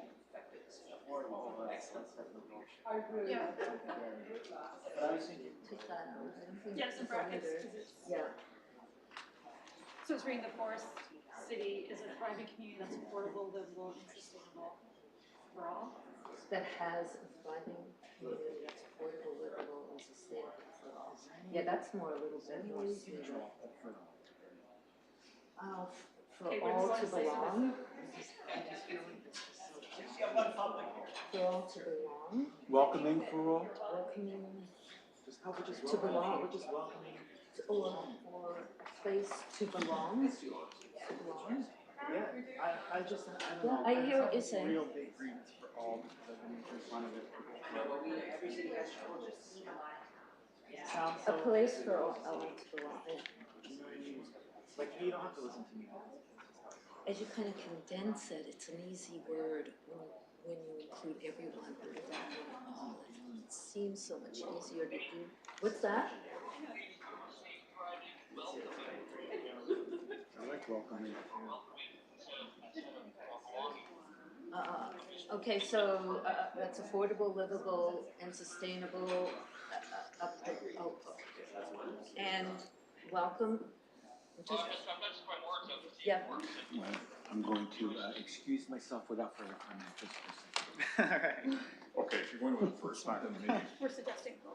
stop it with, or end it with, where investment is encouraged. I think we need something in there. Closing. Would you agree? Well, what You gotta get city would investment. not want Without investment? investment, nothing happens. I'm sorry, what's your point there, Hannah? My What are you saying? point is, you all want investments, and there's Well, all that's kinds why of we have to investments, articulate it. right? Like, that's not true. Some cities Do you not want investments? Of course, that's why we're articulating it. I don't understand your point. If you don't articulate it, because we all want investments, you have to make that extra step to say, Chatham doesn't get it, London wants it. You know what I mean? We're competing. Or it can all work together. So what's that mean? We all want investment, any Right. municipality, regardless if it's government investment from the province and the feds. So are you or saying- from businesses, So- it's a natural. So we all want affordability, so why are we putting it at the state level? I don't understand your point. I'd say futuristic, that sounds Where investment. Where opportunity abounds. I like opportunity. Because opportunity, yeah. Opportunity is the common thread between all of them. Yeah, so maybe we'll get more support than investment.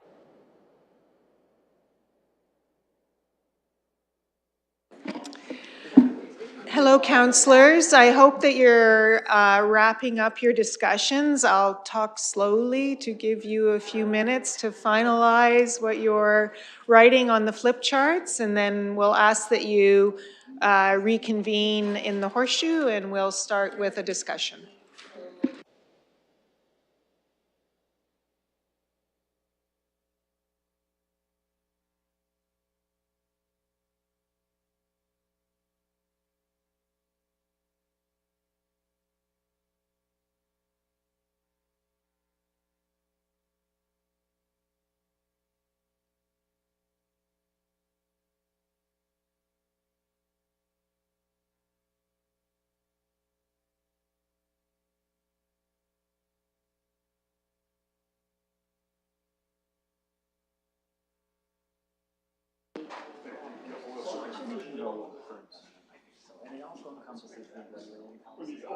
Exactly, not just someone giving So money. recognizing our second one says where investment is encouraged. If we Yeah. this is the first one. And put opportunity. Opportunity what? Abounds? No, balance is to, where opportunity. Sustainable and provides opportunity. I hate it for all. Yeah, to encourage.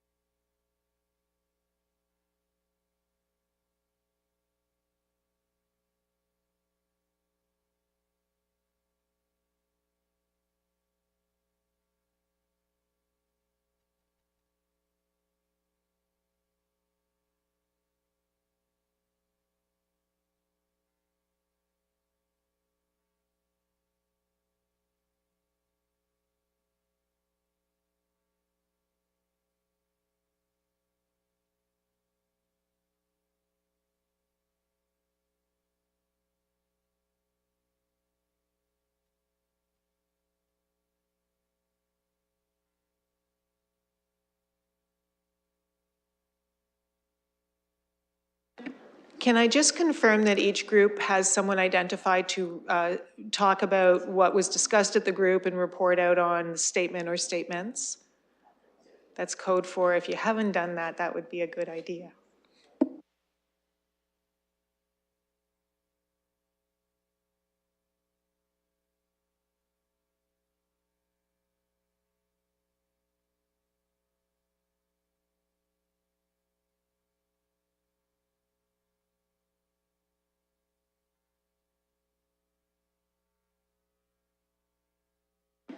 Just trying to follow your lead. Mr. Mayor, can I?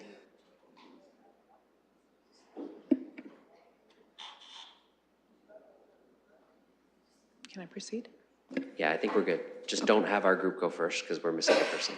Oh, no problem, no problem. Well, thank you very much. I could see that lots of really wonderful conversations were happening. So what you see on the screen in front of you, and Mr. Steinberg will be our recorder, is what we would like to now hear is the report out from each group in terms of whether you reached a statement or maybe there were multiple statements. We'll take those down, and then my question to you will be, this evening, do you wish to do some work to narrow that down, try and drive to a single statement, a couple of statements? Depending on that direction, we'll put up whatever it is on Get Involved, or do you want to put everything you just did up on Get Involved? So that's what you might want to be thinking about as you listen to the report backs from each of the groups. So I'll just start to my left and ask for the group on the far side of the room to report out. And as I said, Mr. Steinberg will take down the statement or statements that are suggested. And if you could please provide a sense, just so the public that are watching understand the nature of your discussion that led you to your statement. Okay, so this is our first statement. We actually did come up with a full sentence, which is great, but it encompasses pretty much everything we talked about. So we went with a safe, thriving, inclusive community that boldly embraces innovation and opportunity for all. And going around, I noticed opportunity was a key word that a lot of the groups were using. Inclusivity, which was also from the feedback that we received. And I think the innovation and, like I said, the opportunity really speak to, being a leader in innovation, opportunity, and that, whether that be economic, educational, it encompasses pretty much everything. That's why we like that word. And then just at the start, safe. It's something that I'm sure a lot of us heard, especially during the campaign, that safety was a paramount concern. So we thought that was a good one to start with as well. Thank you. Thank you, Councillor McAllister. I will move to, oh, you're here, good. I think we were waiting for you. Councillor Frank.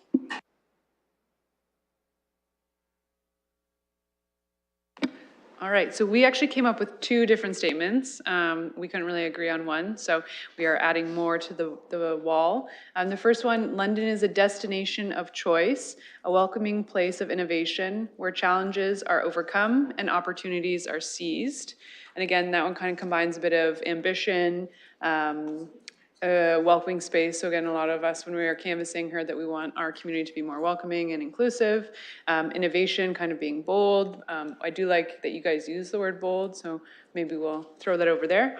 But that was our first one. And then second is London is a leader willing to innovate, create opportunities to build a thriving and evolving city. And that one, it does not coherently make sense. I feel like that's a disjointed sentence. But anyway, we liked a lot of the same words for that too, so.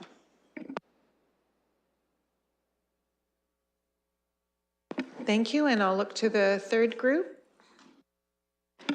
Thank you. Please don't judge me by my handwriting skills, nor my spelling. So our group had a little bit of a word salad going on. Our notes that we did like are, I guess our keywords is bold leader, opportunity, and there was discussion of the city's logo of a forest city and trying to put that potentially into our vision as well, bringing our branding into this. So what we've mostly decided on, you can have a part A and point B, or just really boil it down, is the forest city, period. a livable, affordable community where all belong. If you want to expand on it, we would also add on a city which is safe and secure, where investment is encouraged, creating opportunity. And then potentially for all in the end if we wanted that as well. So that's what we've boiled it down to. Yep.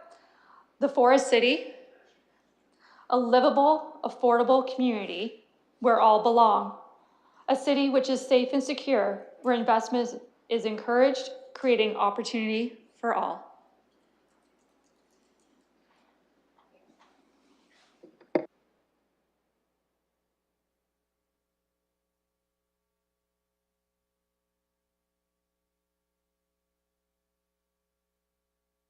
Pride in your work, I like that. So, Mr. Mayor, this is an opportunity now for council to look at the 4 statements, to see if you would like to undertake to do some work to bring those statements together.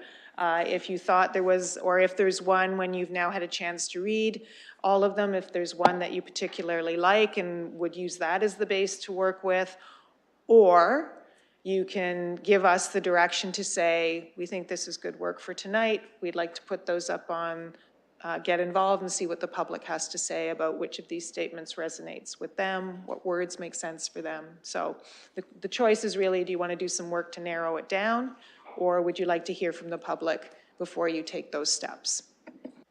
So I will, I think you asked me a question, so I'm going to take the opportunity to respond to the question.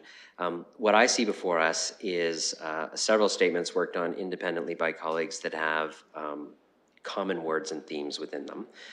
And it strikes me that rather than putting them all out at this time, everybody could sit and digest them for part of the meeting.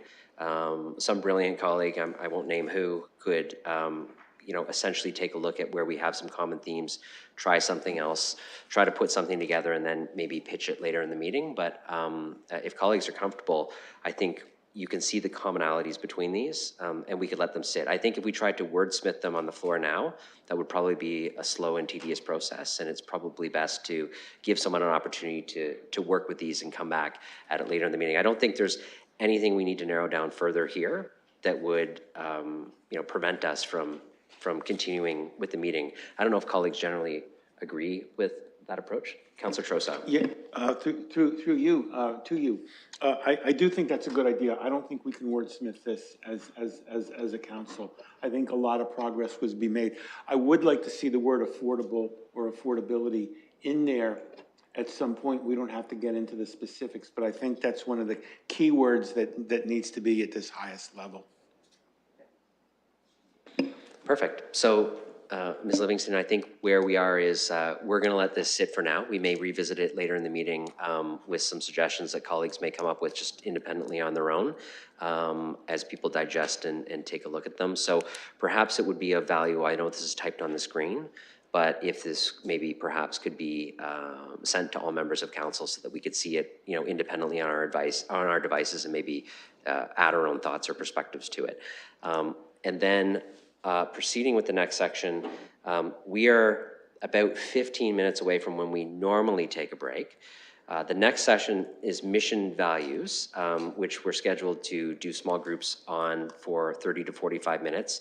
So might I propose to colleagues that perhaps, Ms. Livingston, you can set up the next section, but we could then take our break before we proceed through that portion, if colleagues don't object to that. That way we can break at a normal time and give people that essentially break that they need. Yes, Mr. Chair, we can do that. So Mr. Steinberg will send that document to the clerk so it can be shared with all of council while you're doing your thinking about it. And I'm happy to set up the next set of discussions. So I lost my slide.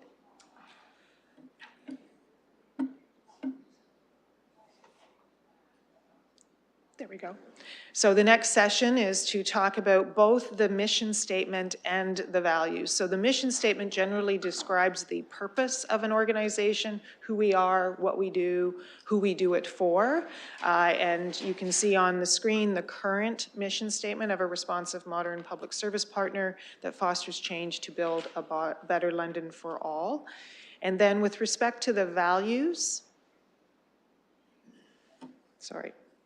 The purpose of the values is really to articulate those core principles and ideals that drive everything we do, the way we work, our behavior as we work towards delivering services and implementing Council's strategic plan. We have provided for you a couple of things. One is the values that were articulated in the last strategic plan, so that's good governance, driven by community, acting with compassion, and moving forward through innovation.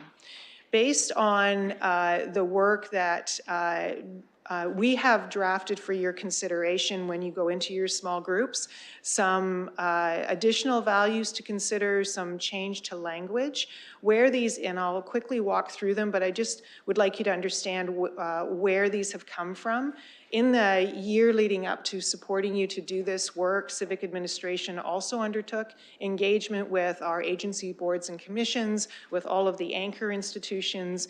We had the document that we provided you in December on all the things you heard at the door, our resident satisfaction survey. So all of that input, and one of the continuing comments that's been made to us is London today is a very different place than we were 4 years ago when the last plan was established. So the values needed to reflect that change. So that's why we took the step to provide some additional values for your consideration. And just to flesh these out a little bit, really highlighting the commitment to reconciliation, equity, and inclusion in the work that we would do through the strategic plan and through our operations every day. Also the value of collaborative partnerships, that there is nothing that we do alone. Much of what we do, particularly when delivering on a strategic plan, is done in collaboration with many partners within the community, within other cities, within our organization, our unions, our associations. So just recognizing that collaboration is a way of working. Heard loud and clear from the themes that you heard at the door about accountability and trust, and also in the resident satisfaction survey. So tried to highlight that as a particular value that needs to be lived through this strategic plan. Also an emphasis on sustainability and affordability, that we have an important role to play in London's not just this 4-year period, but a long-term future, and committed to thinking and acting about sustainability in all aspects of what we do, from a social, financial, environmental, economic, and also the overall well-being of Londoners, and the importance of affordability in every aspect of the delivery of the strategic plan. And the last value for consideration is the continuous improvement and transformation. So we saw some of the language of innovation in the vision statements. This is about we can always do better, and we should have a commitment to continually trying to improve the way we provide services, but also through the implementation of this plan, how we work with the community, even the discussion this evening about how we engage with our community. So that's where those values came from in terms of some information for your consideration. And when you come back from the break, we would propose that you go into the three groups and maybe mix it up, although you were already doing that, which is wonderful, and have again the 3 small groups of 4 to 5, look at the mission, same kind of thing, look at the values, and then have a report back on the results of your discussions, ideally a mission statement and a set of values that can be shared with the group overall. Okay, thank you. So colleagues, would you like to take a break now for our, yes, okay, everybody's nodding. I want to say before the break, although Ms. Livingston teed that up, no one is to talk about these issues until we come back into the small group format. So don't go chatting with each other about this. As always at the meetings, we do the business here in the council chambers and not off in the side room. So everybody, we will take a 25-minute break. Does that look good? Yes, it is. Okay, so it is, I'll say, well, let's go to 6:50. Motion, we'll do this by hand. All in favor of breaking until 6:50? A move by Councillor Pelosi, seconded by Councillor Frank. 650, 6:50, yeah. So I got a mover and a seconder. All those in favor? That motion's carried.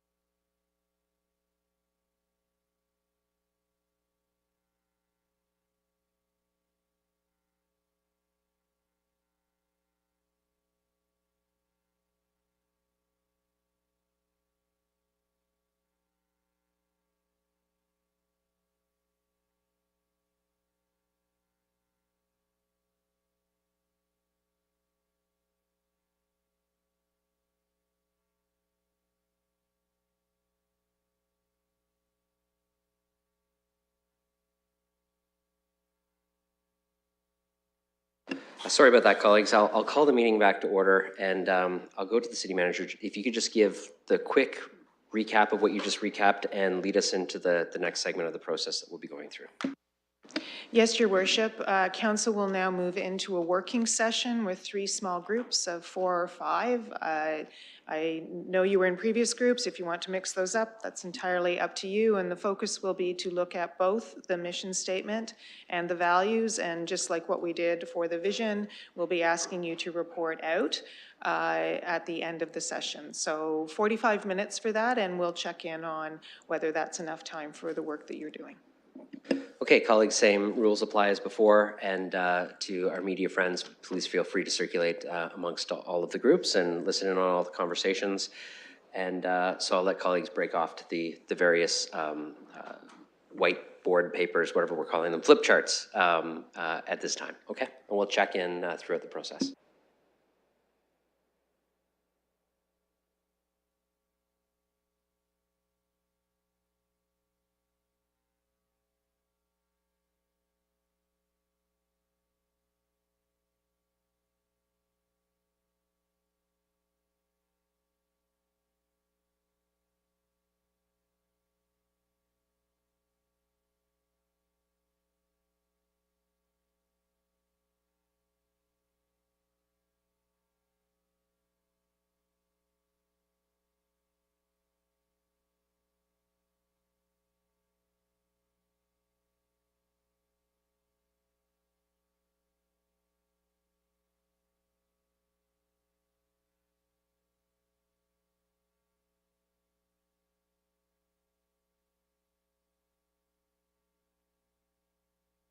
Will you join me? Yeah. Is he by himself? They're good.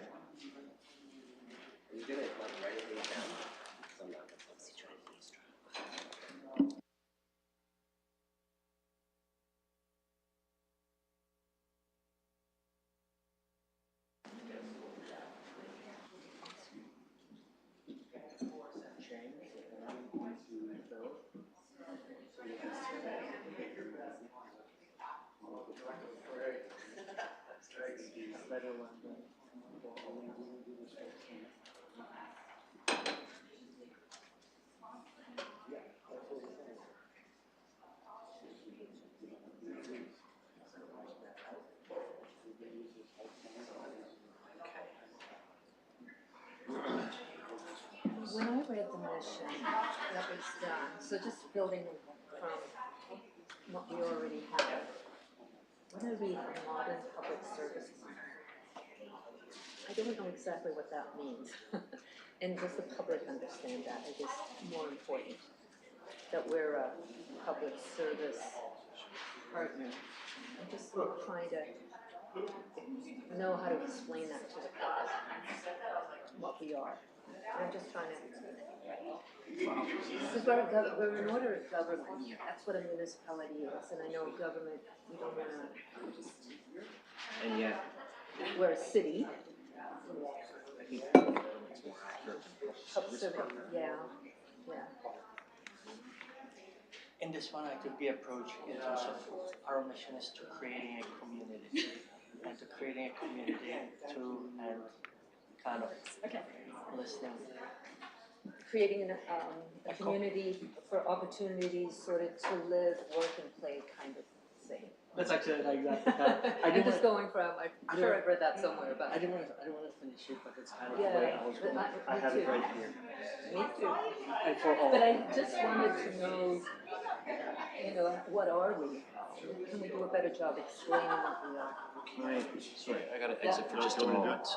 Yeah, You want please. me to do it? Anybody who wants to grab Yep. Okay. All right, Anna? Yeah, so starting with, building on what Jerry said, well, We're just going to wait. so starting with, what are we? Do we want to say we're a modern public service partner? So let's put out some. I really don't think that.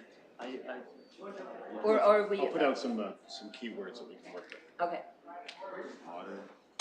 well, That's what No, no, no. we're building on. That's what is already there. I don't think you're crazy, like, we No. wanna make a change, So words to build upon would be, city, we can just say the city or the City of London. We're sort of looking at tweaking a model public service plan first. And using words that could better define what we are. So one of the things that I took from the public feedback, which maybe feeds into this, is describing ourselves maybe as local, the local government. As opposed to, well, just because it was. We're radioing right now. Okay. Apparently somebody was throwing stuff at it. Local government. Yeah, local government. I like, because when I was campaigning. There's no local, like, where's the emphasis on Local, and even government, because a lot of people don't realize where government. Yeah. Yeah. Put it here, building a community, just put it in. Creating a community. And Just put it instead of there. partner, like, I don't know where I saw this word, maybe it was somewhere else in the report, but, like being collaborative, right? Yeah. Like we I collaborate. got that down in my We're not values. necessarily a partner, but we collaborate with other groups. So like a collaborative local government or something like that. I mean, I think Yeah, more than responsive. I like collaborate, Yeah. because it means that we're working together, we're not telling you what to do.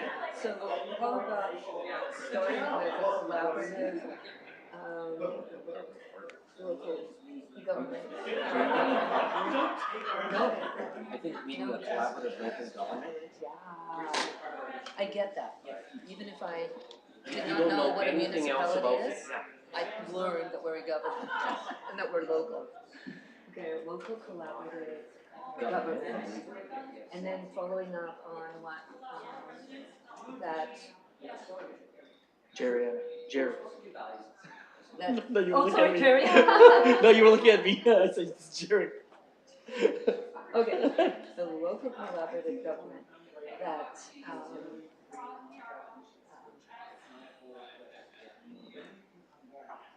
Do you wanna work off of Foster's, do you wanna find something else? I don't like Foster's, I don't like Foster's either. that creates opportunities,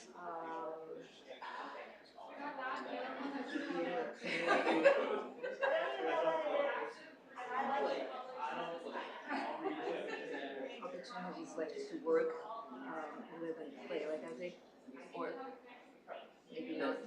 Yeah.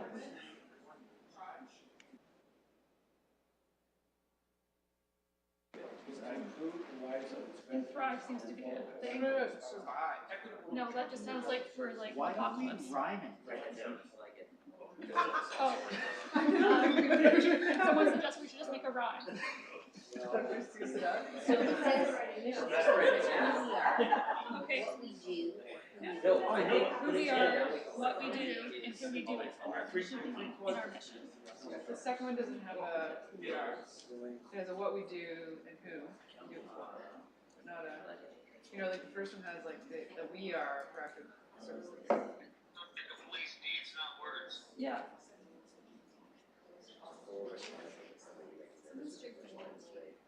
We always put like a public service leader creating welcoming neighborhoods. Yeah. Do you have a preference of which one that we? My opinion's biased, so I won't vote. Community.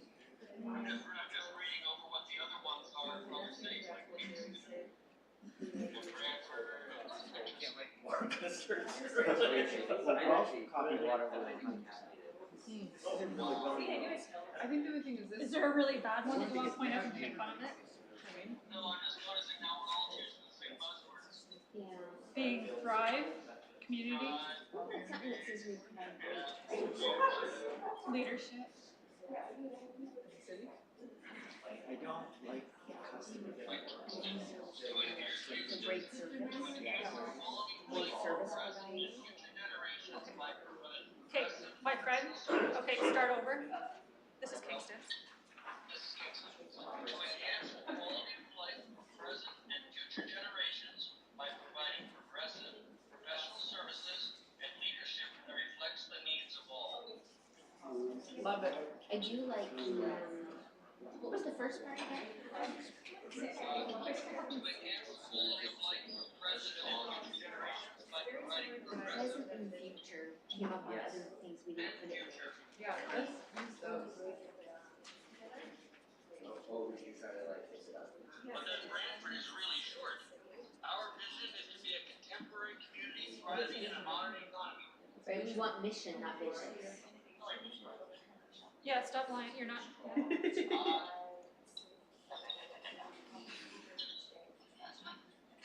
Which is just, that crackle on the ceiling is really, I think, Yeah, is that on his phone or is It's that on his It's phone. just a very similar to Crackle. so, Oh, you know, I guess it's we're,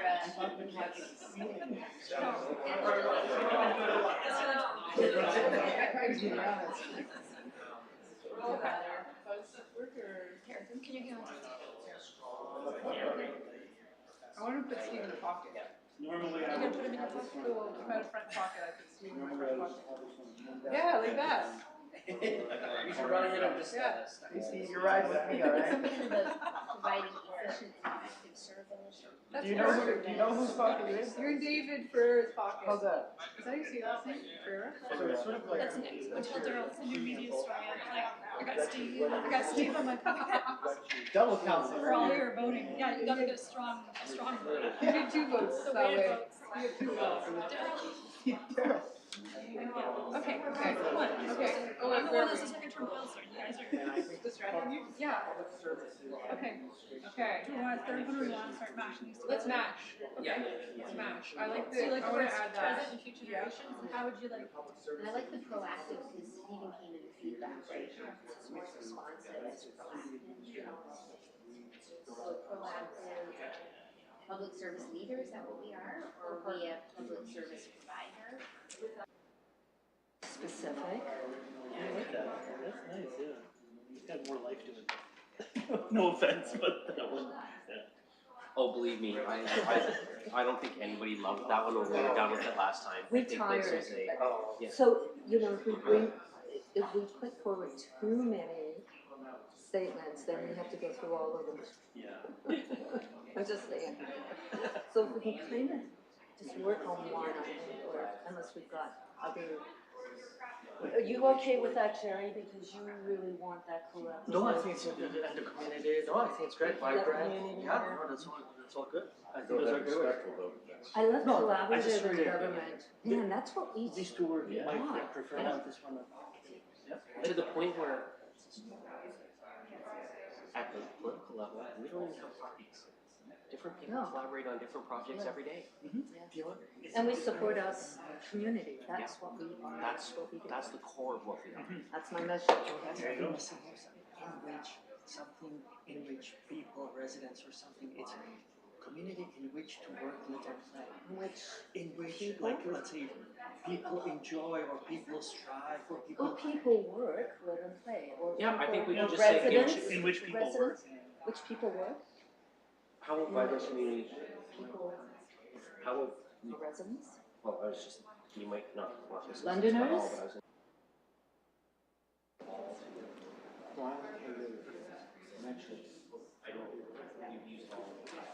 Along the lines of.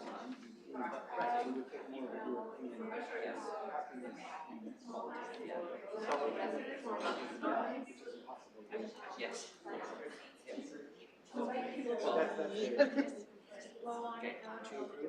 So I like to look at you, you're talking about words proactive.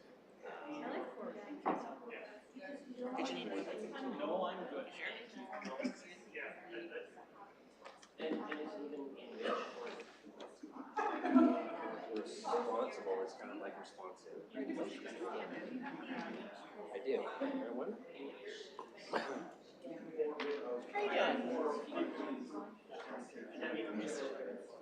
Yes. Are you gonna shake her?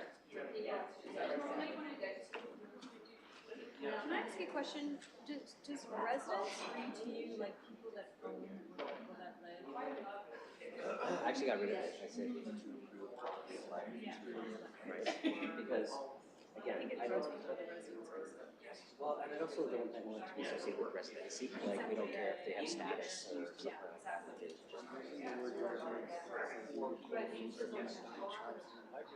Yes? Yes. Lives of our customers. Well, we talk about customers again. I think customers are great word. Customers pay our bills. They don't have a choice. They don't like what we're doing. They move. I was thinking It's a choice. They move, right? What? No, he's just like. I'm talking about because customers. He's got a word in City Hall. It doesn't make much sense. In the library. But I can argue that. Public library is totally.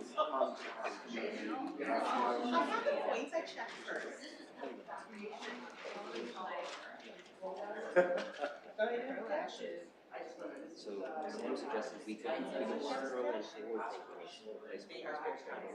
and so where's one of these words maybe captured in like something else, or can we capture something? Equitable? Oh, in the Very strong in the values. yes. Yeah, they could be in the values. So if you didn't have them in the mission, it would be in the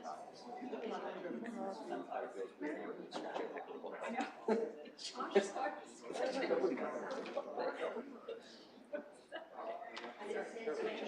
gonna put like. Why? Yeah. Not a. Don't read into this. Oh, yeah, good the values too. Then what? Hey, yes. Using your progress. Hello, everyone. We're at about the 25-minute mark, so I know you're looking at mission and values. That's okay. There's 25 minutes left. Place to work from? We'll have a cookie. We'll have a cookie.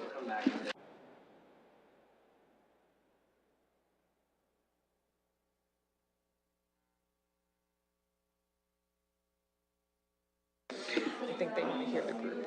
No, we lost. Too smart.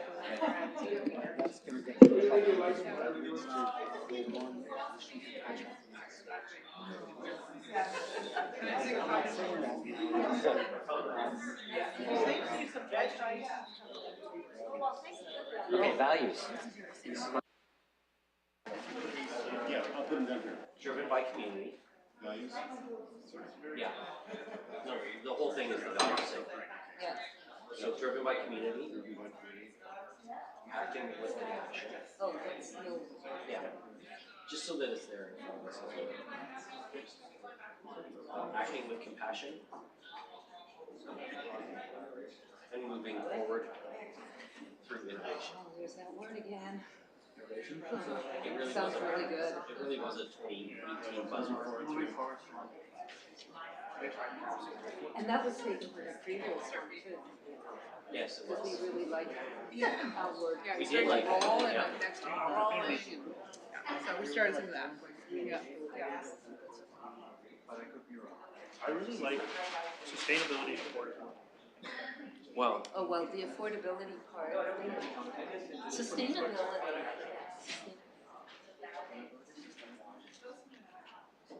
Well, no. integrity.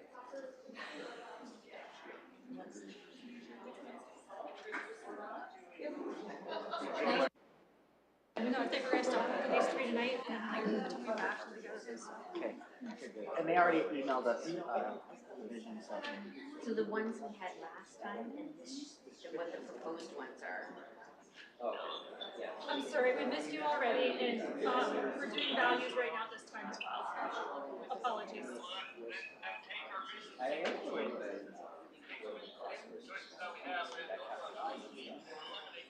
Can I add here to foster trust? Everyone decided to.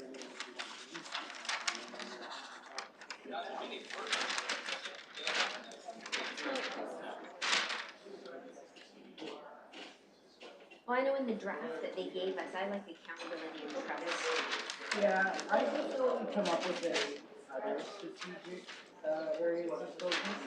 We're on values, not Oh, sorry, I mean values. Okay. I mean, I ranked them, which I thought would be more appropriate order, and then I did want to do some, I didn't want to wordsmith it, so I Yeah. kind of added some things that I thought, like. They had sustainability and affordability. So I wanted to put that as, I want that under reconciliation, equity, and inclusion. I don't know, I ranked them, and then I did some little tweaks, yeah. I liked all of them, honestly, I didn't have any strong negative or positive feelings. Okay, well, listen to this. Pleased. I thought that for this part, for sustainability and affordability, we recognize the risk role of municipal level to long-term future. And then I crossed out some stuff about support.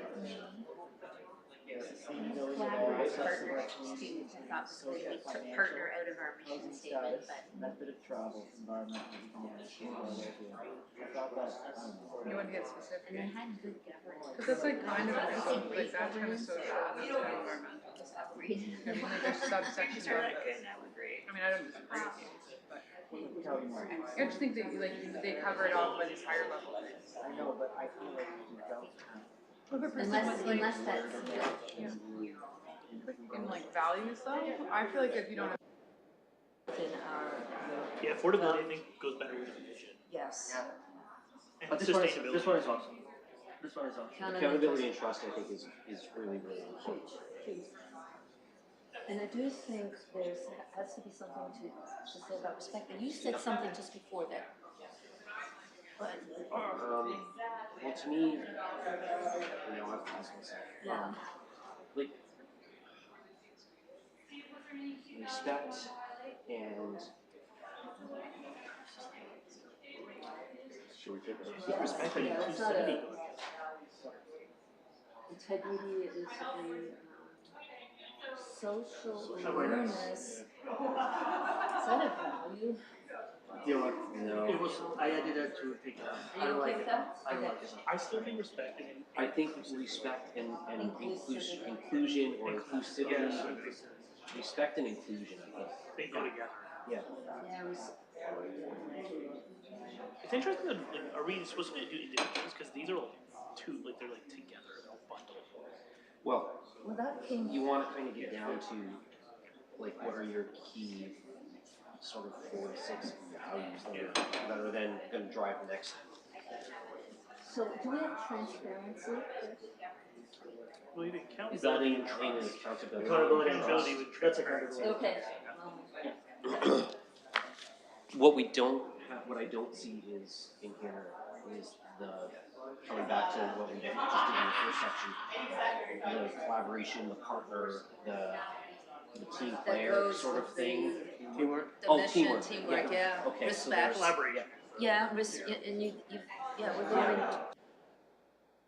Responsive? Maybe this responsiveness. Almost want to be more proactive though, right? That they're not meaning. Okay, the hour goes, the later it gets, the less good. I also like, it came up earlier in something, financial stewardship. I like that. It's more Financial specific than stewardship. accountability and trust.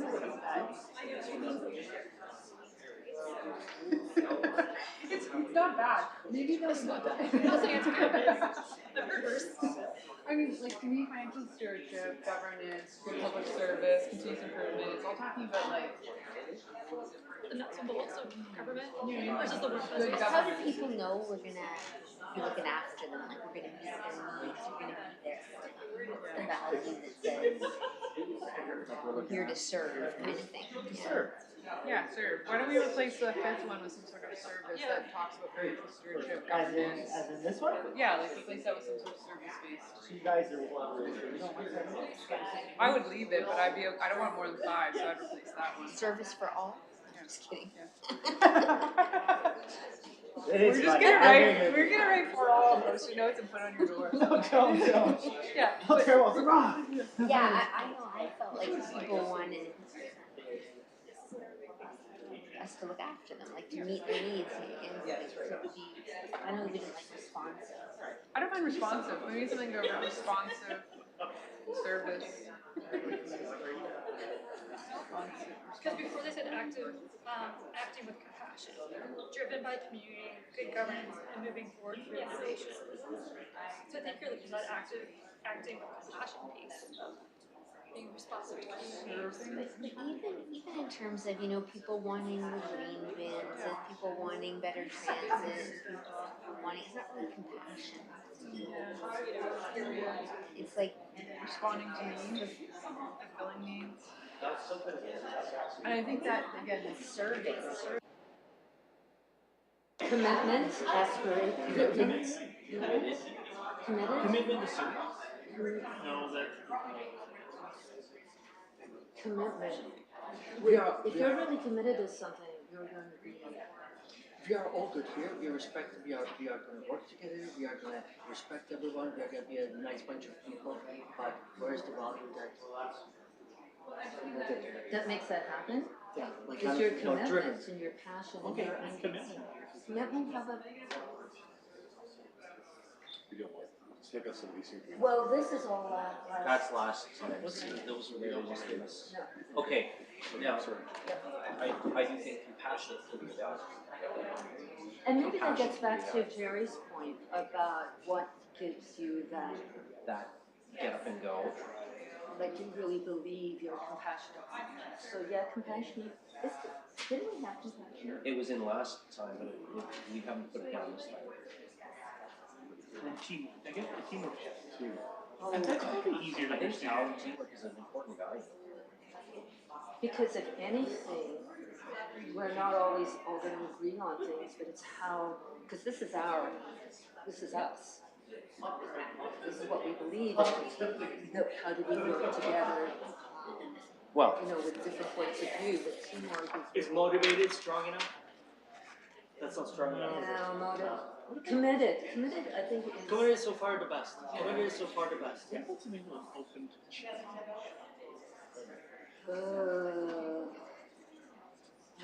The staff had that continuous improvement and transformation, and honestly, I hate that.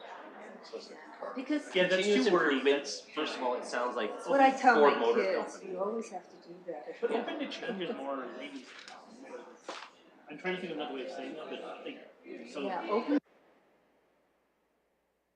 I just mean, like, I think if we can make it work here, and if we can come up with like cool ideas that work here, it can work anywhere. So I do like innovative because I think we have the opportunity to show things can work here that can work anywhere. And it's got the service delivery portion in, so. The customer service, Yes. which avoided by saying service delivery. That's why I like it. And then this, I think, the blurbiness of it would be like, we provide quality financial stewardship and good services and. So Steve, we've decided we also look for words, it seems to be innovative service delivery. So I feel like this is big. I don't know if you disagree, but I think the order of how things go here also needs to be. Which is why you have a ranking system? Yeah, but how would we rank this? Well, you still like your number one.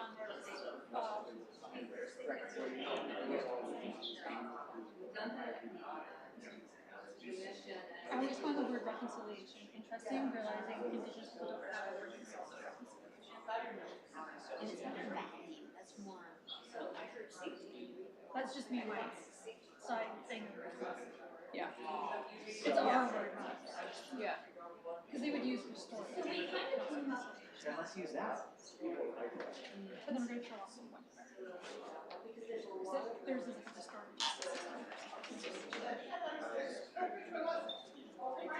But what's our value in that piece?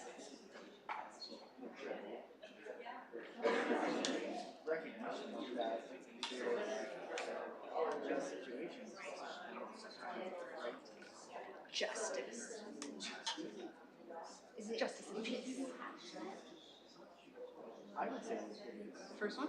Yeah. Maybe we could put that in, knowing, because this is gonna come in. I'm really now wanting to call this peace and justice. As a value? Just a value. Sounds cool. But I will stick with reconciliation, equity, and inclusion, because I feel like it's the buzzwords we use in 2022, 2023, you know what I mean? Yep, so last year. Yeah, now we're gonna use peace and justice. Is this a bad time to say that I should buzzwords also come Peace and justice for all. Or for all. You need to go to a new group or else you're just gonna get The for all. buzzwords like accountability, transparency. It's That's just, why it's stewardship.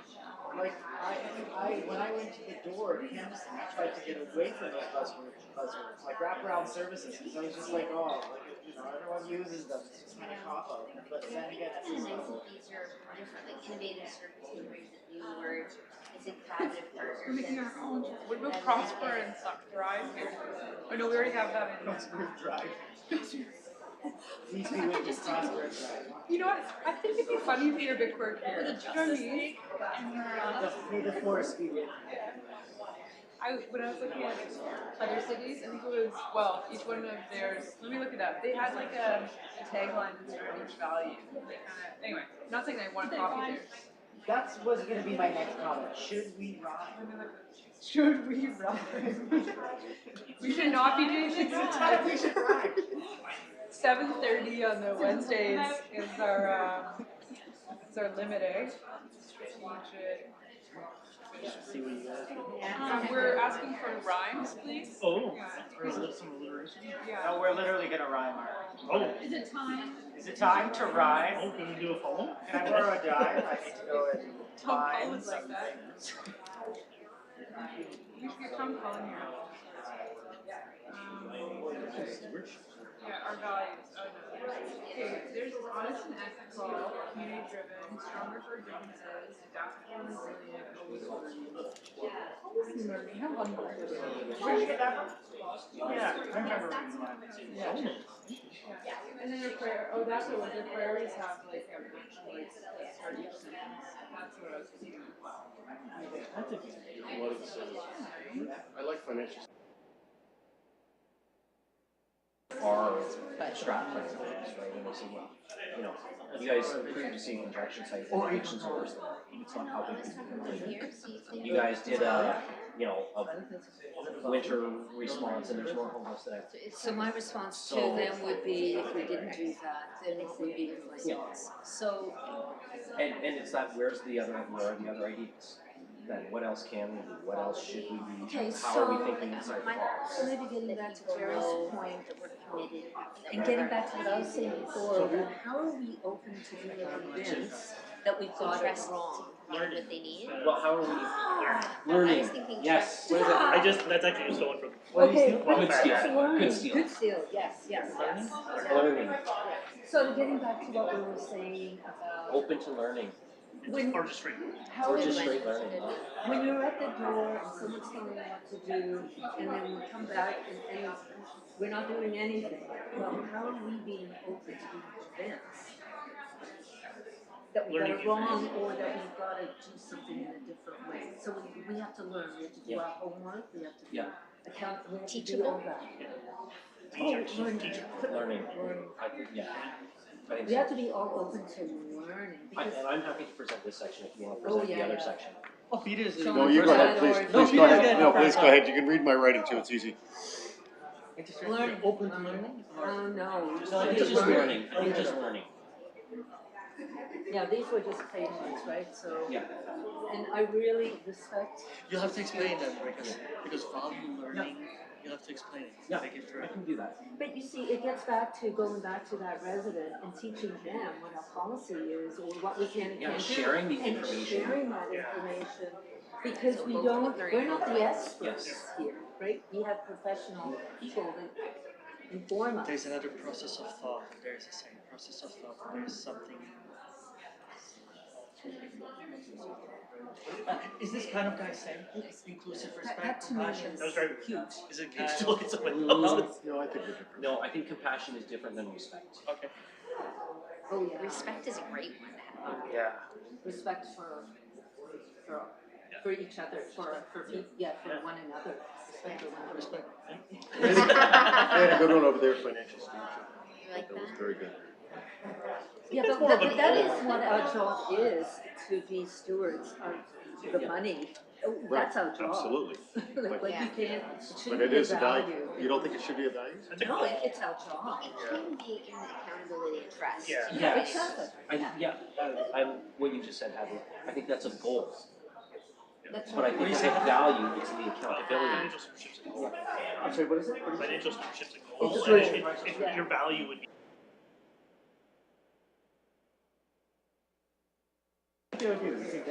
I think just walk away. This is our code of conduct. Until As goal Councilor 5. Van Holst approved when he was in contempt. And voted against his common guilt. That was my favorite. He didn't even have the gumption to be like, you know what, I'll sit this one. I was the only one to vote for it. This is like the mean mom thing of like, I'm Yeah, yeah. Shame on you. Yeah. Shame. Shame. Shame. We should get Shame. the shame lady with the bell. That's what I want to say. I need, since we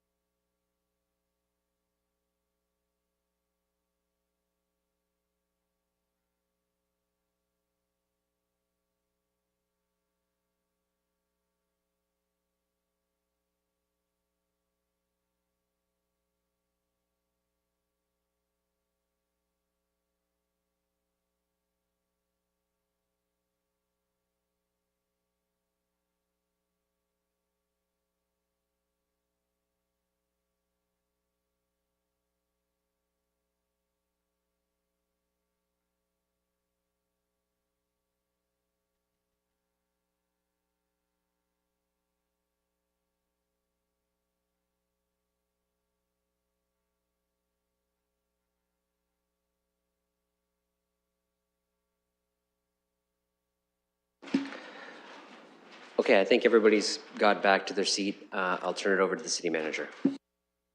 Yes, thank you, Your Worship. So we'll go through the process that we did for the vision, which is to hear from whoever is the spokesperson to talk about what your group discussed. And I think maybe what we'll do is, I would suggest we do it in 2 rounds. So let's hear the discussion and the result of the mission statement, and then we'll come back around and do the values. So I started over there last time, so maybe I'll start over on this side in terms of the group's discussion on the mission statement. And just to draw your attention to the screen, Mr. Steinberg will, just like we did with the vision statements, take them down so that they're all there so you can see them. Thank you. I will speak eloquently and slowly then. So our mission statement is a proactive public service leader that creates conditions for present and future generations to thrive. Thank you, and I'll go to the other side of the room.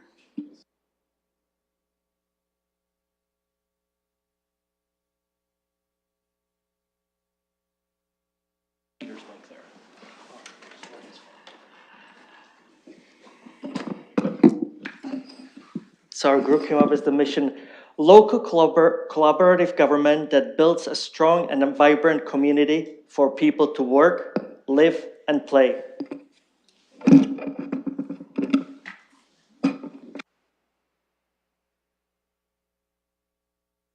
Could I ask that you just look at the screen to make sure we captured it correctly? Yes. Thank you. And I'll go to the group that was over here, Councillor Trosso. Is the mission on the previous page? And then I'll just...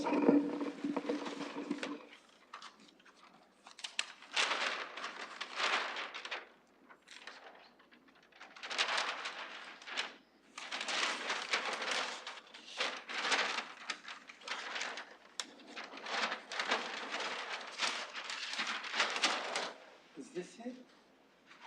Yes. Okay. Oh my,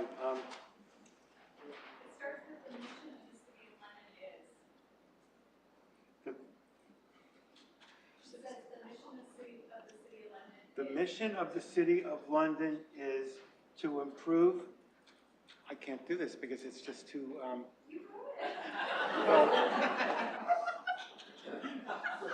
okay. Willing to be innovative. Do you want to connect it to the two? Yeah, because this looks like what I've had and this looks like it's been taken out. Okay, so we had a discussion where we tied the vision and the mission. So I'll start with, and I'm hoping I read this correctly, so you'll correct me. Okay, so we said that... As much as I don't want to be a pain, can Yes. you try to do it from the microphone so sure. others can hear? Sure, sorry. Okay, I don't have my glasses with me either.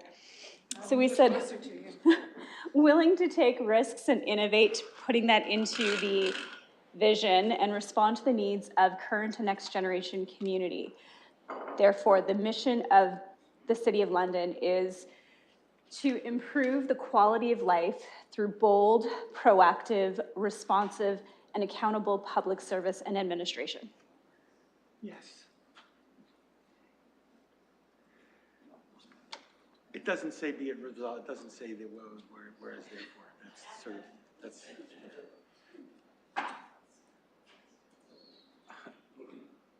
Yes, that's very neat. We should take a picture of that. Do you want to take a look up on the screen, make sure we've got it right?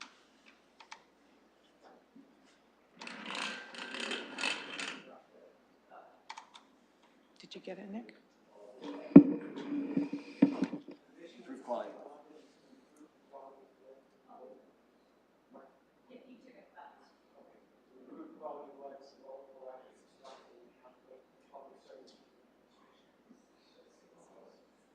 That's correct? We've captured it correctly? Okay, thank you. Okay, so we'll move to values next then. And I'll go in reverse order and start with the group that reported last. I'm sorry, Councillor Rahman, that was like the worst timing ever. Hopefully there's someone else from your group reporting out. I can go to a different group. I'll go to that group. I'll volunteer to give Councillor Rahman a quick moment to catch her breath there. So I'm just gonna flip this over.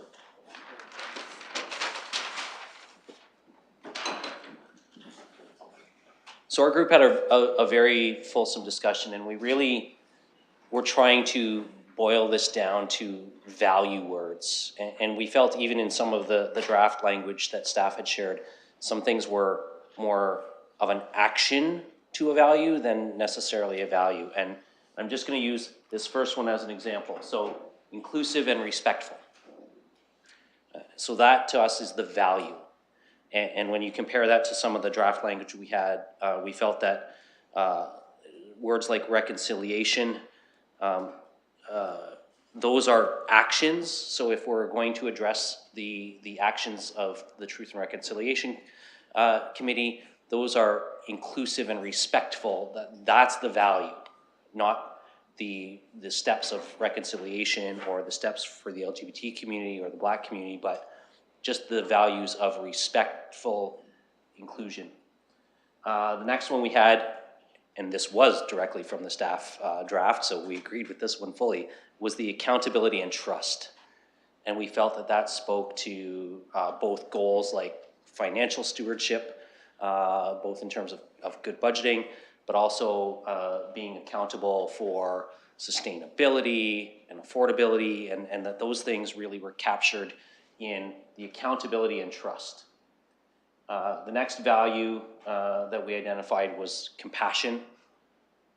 And again, that speaks to some of the issues around affordability, how we treat those who may not feel included in the community. So the compassion was the value for us. The next one was teamwork. And that's very much part of the collaborative partnership language that staff had used as well, that we don't do this by ourselves. It's community partners, it's other levels of government, it's the citizens themselves. So teamwork was the value we identified there. Then we had committed and driven as the value of what gets you up in the morning to keep doing these things. There's a core value to that, and the best language we could find to describe it was committed and driven. Although we went through a lot of words trying to identify how we were going to describe that one. And we recognize that still might not be the perfect description, but that was the value we were trying to capture, is that motivation we have to keep going on these things. And it kind of ties into the continuous improvement and transformation language that had been suggested. And then the last one that we identified was the value of learning, of being open to new ideas, new ways of doing things, of recognizing that what we hear out there in the community might not be reflective of what we hear from our professional staff, from community partners, and being willing to take all of that and learn from it and then turn that into action. So that's where the learning value came from in that discussion.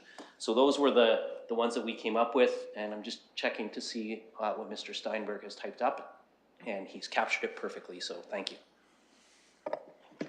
Okay, can I go back to is it Councillor Chaucer that's Yes. reporting out?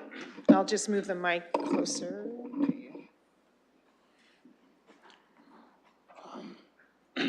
An affordable, prosperous, inclusive, and healthy city for all Londoners.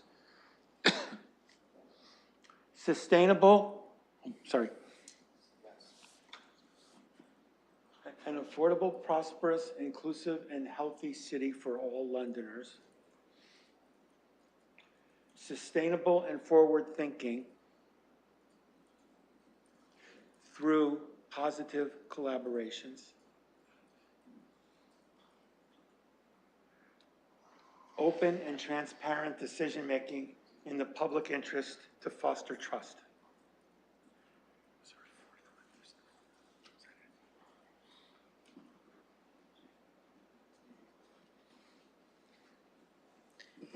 Thank you. I'll just ask you to have a look on the screen to make sure we've got it correctly from that group. Yes, you're good? Okay, then we'll go to the last group.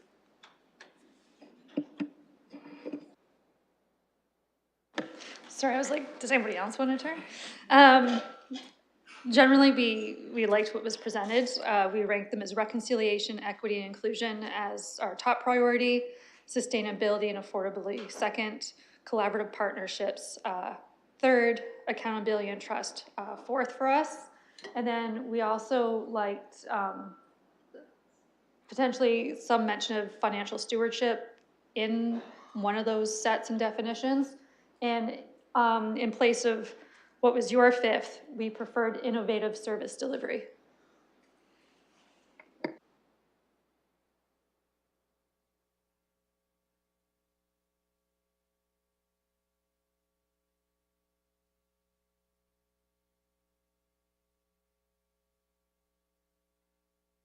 I'm just going to give Mr. Steinberg a minute to reflect the order, and so that you can make sure it looks like what you were saying.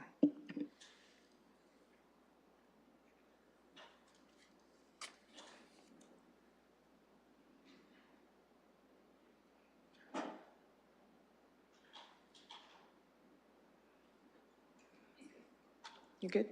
Okay, thank you. So, Mr. Mayor, I'm back in your hands on how you'd like to proceed, whether we go back to the vision section to come back to those statements and see how you'd like to proceed, whether there was some work done in between, I believe there was, or whether you wish to continue with this discussion. I think given at least one of our colleagues took an attempt at piecing together all of the common themes of our vision statement, let's put that up and see how people think about that, potentially capturing a number of those statements. So, Mr. Mayor, my understanding is that's statement 5, and I don't know if you wish to ask the councillor that drafted to speak to it. I would love to do that, so I'll turn it over to Councillor Rahman. Thank you, and through you. So London is a sustainable city within a thriving region, committed to innovation and overcoming challenges to provide a safe, affordable, welcoming, and healthy future for today and for the next generation. So I think the idea there was to capture some of the common themes. It's long, we could certainly condense that, but for colleagues, I think the councillors attempted to kind of just piece together those things that appeared consistently throughout the components. So I think at this point, what we could do is take some general comments from colleagues on how they feel about where we're landing on this. Remember, the next step in this process on the mission, vision, and values is to put either some or all of this out on the Get Involved site for public consultation and feedback from the public. So we can narrow it down before we do that. We could just put out one of them that people could work with. We could put out a couple of them. So I'd like to go some general comments to see how colleagues feel about approaching. Councillor Pelosa. Thank you. I appreciate generally where this falls. I'd have a couple comments or recommendations, but overall, I think I'm fine wordsmithing this tonight if we wanted to. Councillor Lewis. Thank you. And thanks to Councillor Rahman for wordsmithing something that I would agree might need to be boiled down a little bit, but it captures a lot. I had done some wordsmithing during the break too, but I'm satisfied with what Councillor Rahman has put up in place. I had thought, although I'll share, my thought was kind of combining some of the words from the other groups, especially the statement number 2 that had been circulated to us in statement number 1 and came up with London is a welcoming and safe place, home to a thriving, inclusive community that boldly embraces innovation and opportunity for all. So I don't know if colleagues feel, and I can circulate that, maybe we can blend 1 and 2. I would like to send more than one statement out to the public though for their feedback. If you could just say that again. Yeah.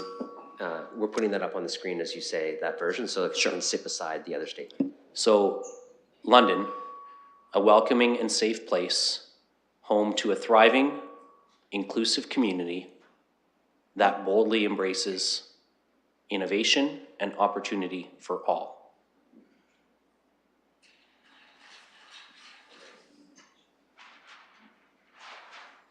And again, I'll just share that was sort of particularly a combination of statements 1 and 2 for me. noting that 3 and 4 also innovation, opportunities, thriving were words that were repeated in all of those. So I felt that that was capturing some of each of the 4 statements that we originally had. Councillor Stevenson. I tried a combination statement as well. I don't know if it serves to put it out as well, but it says London is a safe, thriving, inclusive community that boldly embraces innovation, where challenges are overcome and opportunities are seized.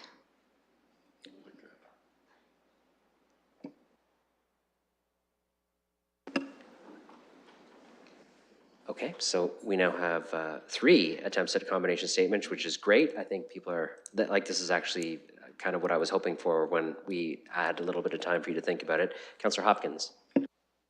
Yeah, I really appreciate the work that my colleagues have done on this. I know we have, is it 4 statements already? I'm just wondering, we can go with the 4 statements and put them out, or we can go with the 3 statements. I'm just trying to condense the conversation here.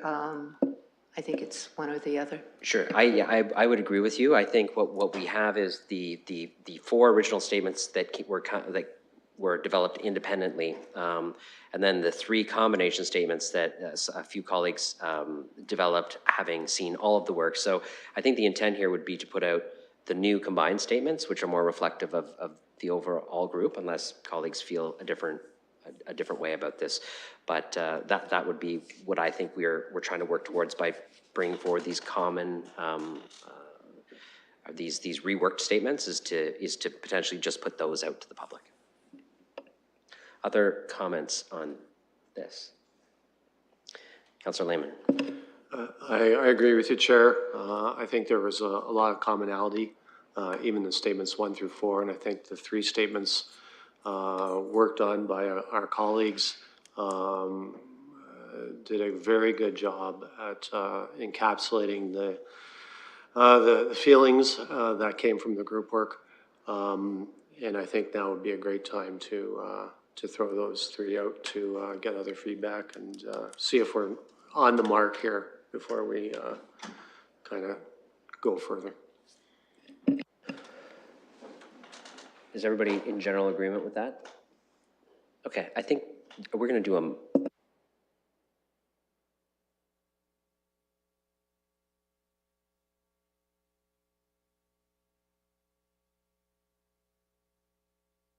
Okay, we'll just leave this for now because I think we have general agreement that we're working with statement 5, 6, and 7, which we won't leave as 5, 6, and 7 when we post it.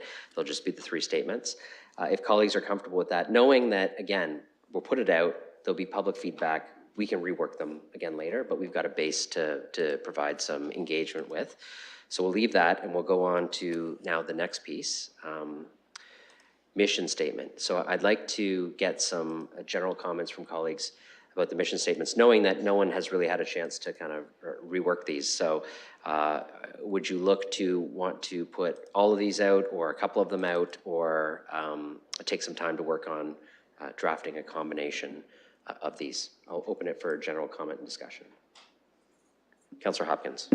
I think we have 3 statements that can go out. Everybody is kind of nodding? Okay. I think we're comfortable with those 3 statements as seeking some consultation on. So if we move down to the next section. So we have a bunch of values here. Some are short 1 words. I think my group was the very wordy group. So we've got a couple of different approaches here. How do colleagues feel about putting some or all of this out for public consultation, knowing again that we can do some combinations and reworking of this once we get some feedback? Councillor Pelosa.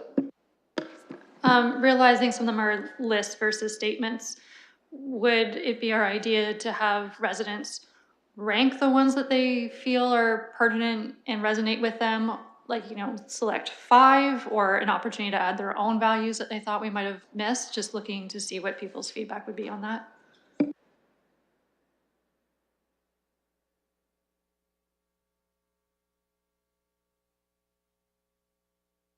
Maybe I'll go to Ms. Livingston to get, see what you think about how, you know, what we're looking to get back from the public on this.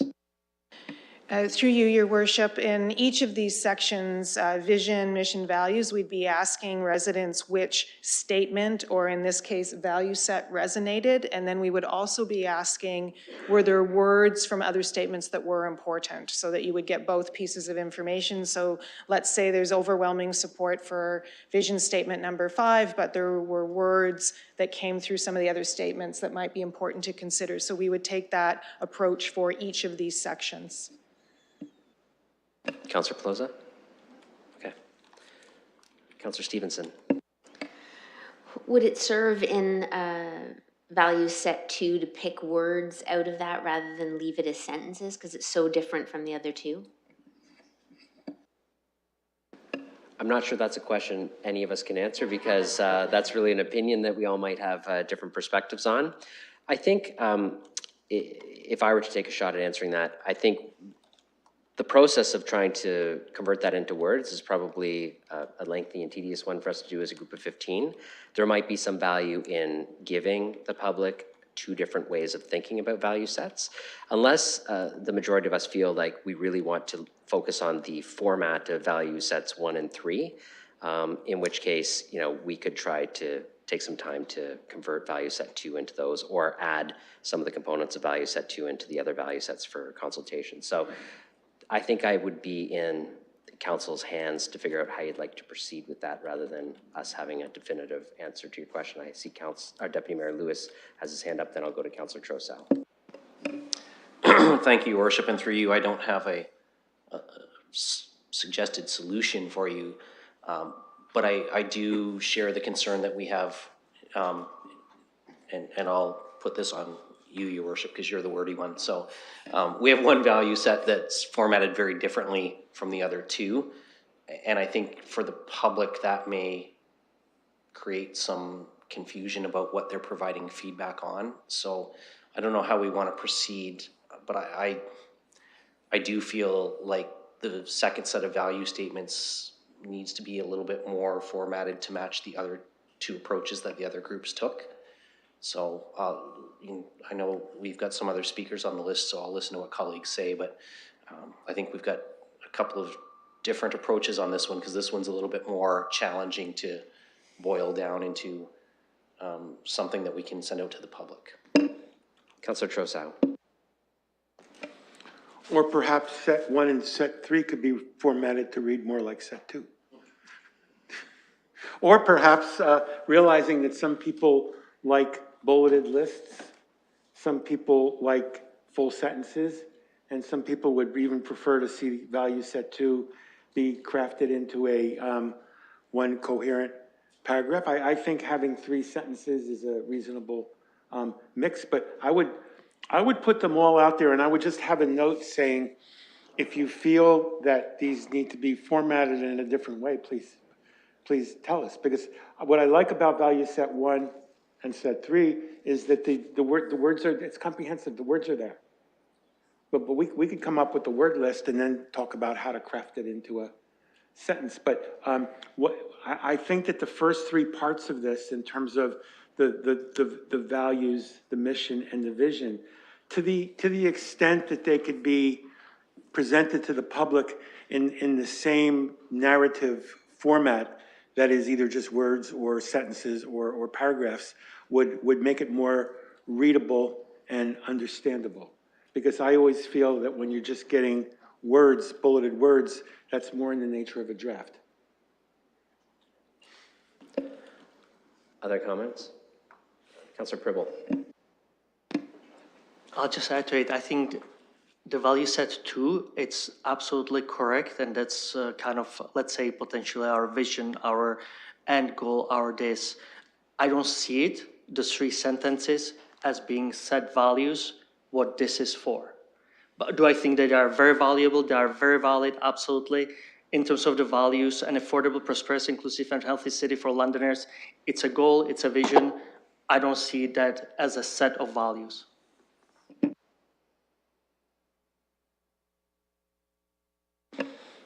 Other comments?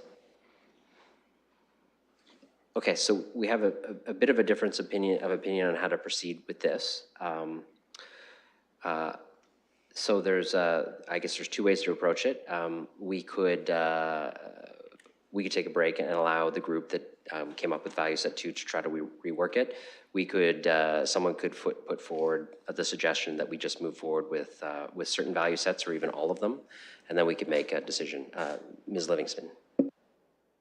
Mr. Chair, I don't know if it's helpful, but if council wished the draft material to go as is, we could add in a question to seek input on format. Which do you find easier to read? Which do you, that's easy to do. Okay, there's a good suggestion for a compromise approach. So I see everybody nodding to that. So I think that sounds good because it gets at what we're looking to accomplish ourselves. So that means we have generally agreed on what we will put out for public consultation and feedback on all three of those components. The clerks have like a draft resolution on that. So is it ready to go? Yep. Okay, so if you flip, I don't know who's on what screen, but if you flip back to your eScribe screen, I'm gonna ask the clerk to put it up, and then I will ask for a mover and a seconder because I'd like people to see it first so they can see how it's worded. And the clerk's gonna make a comment about it. Thank you. Through the chair, you will note in Part B, it references the attached draft vision, mission, and values statements. So that will be an attachment of what you have just discussed, and it will not form a part of this resolution, but will be attached to the report.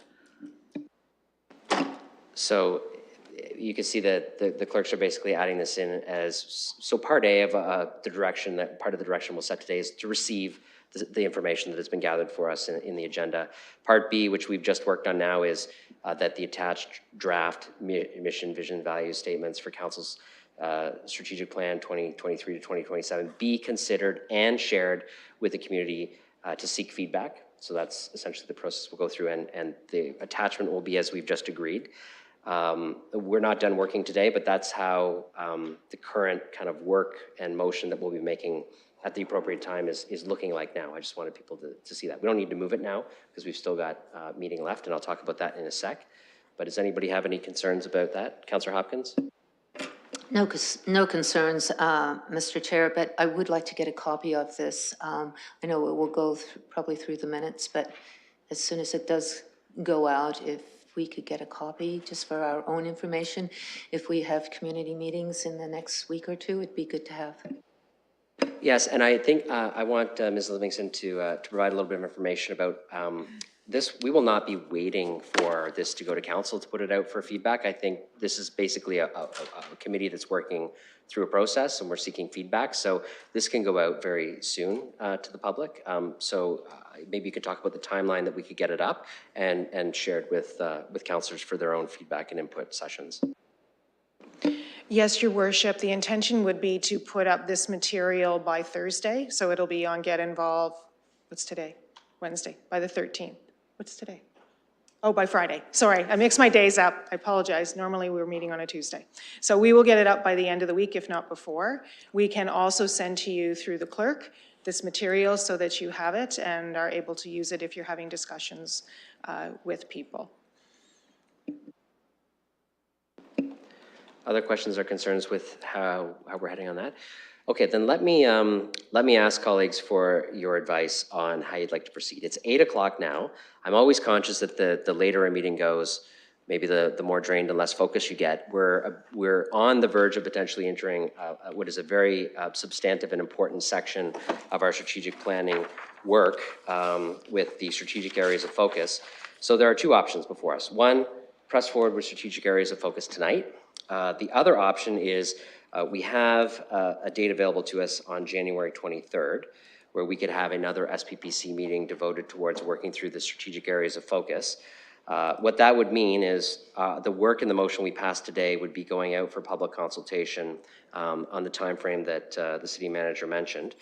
We would meet on January 23rd to work through the strategic areas of focus and the other components, the outcomes. Strategic areas of focus, outcomes, and expected results. Yes, strategic areas of focus, outcomes, and expected results. The same process would apply. At the time that we finish that work on the 23rd, we would endeavor to put it up as soon as possible for consultation on the website, the same way we'd be doing with today. Both of those results of the public feedback would flow into our February 7th session, where we would be able to take all of the feedback from the work today, all of the feedback from the work of January 23rd, and put it to the February 7th meeting. The only caveat in that is that all of the work that we've done today would be there. As we would want to gather as much public feedback as possible, we would bring that, would that be on the added agenda? Yeah, so it would be on the added agenda for the February 7th meeting. So that's the other option to us, is we could push some of this work to a subsequent independent meeting. I'd look for your thoughts on that. We are happy to push through today. Everybody here is prepared to do that, but I'm also conscious that people may want to take a step back and refocus on the next section. A question from some councillors. What time on the 23rd would a person be looking at, just as people have different availabilities? Generally, like a 4 p.m. start. If people are not available that day, like, we can continue working today. I just wanted to provide an alternate option, given the next section is likely to be fairly comprehensive as we work through it. Councillor Lehman. I think we've been here for 4 hours and we've been grinding through some pretty high-level stuff. For me personally, it would give me time to digest kind of where we're at, which drives the next level. So for those reasons, I would be in favor of pushing this to that subsequent meeting. Councillor Frank. I also would be in favor of pushing it to the 23rd.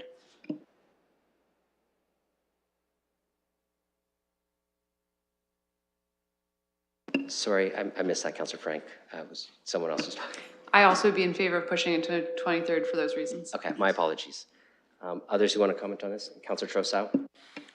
I'm in favor of pushing it to the 23rd. However, I wouldn't mind spending a finite amount of time, no more than half hour, 45 minutes, just roughly throwing out some very rough parameters about what we're looking for and some possible suggestions of goals, not outcomes, just the high level goals. I wouldn't mind talking about that a little bit, but I do think we need to push that to another meeting to make any decisions.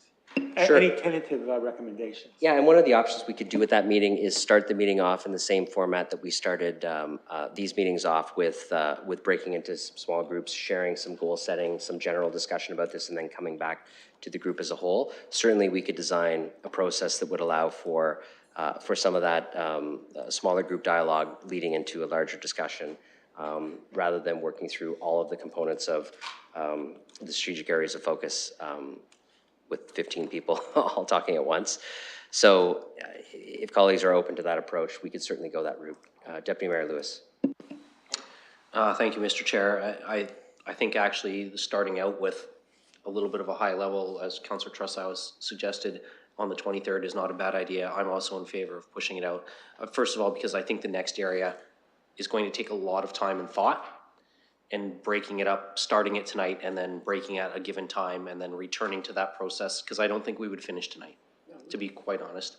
I think we would end up carrying on the 23rd anyway, and if we can deal with it as a more comprehensive, focused meeting, I think that's best for everybody's thought process.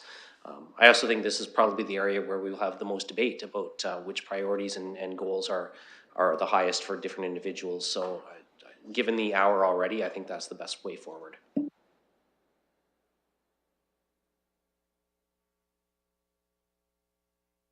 Other feedback on that? It seems like most people are in agreement. Councillor Ferreira? Yeah, I'll just agree with everything I've said. Just to digest of what we just did tonight and how much mental energy that we're gonna have to put in for the next step. It's a lot. So I would like to push it back to 23rd as well at 4 p.m. Because hopefully that works with everybody else, but I have a couple meetings that day. So 23rd at 4, hopefully that's okay. Thanks. I guess another way to do this, does anybody object to going that way? Doesn't seem like anybody does. So what we're going to do is we're going to craft a separate motion to refer that piece to that particular meeting. And the clerk's doing that up as we speak. That'll give us time to put out the notices and the public notices for it. So just give us a second to craft that, and then we'll be dealing with the two components of tonight's work as separate motions. So the first motion that you see on the screen, and then there'll be a subsequent motion to schedule the next meeting and push the remaining components of the agenda from today onto that.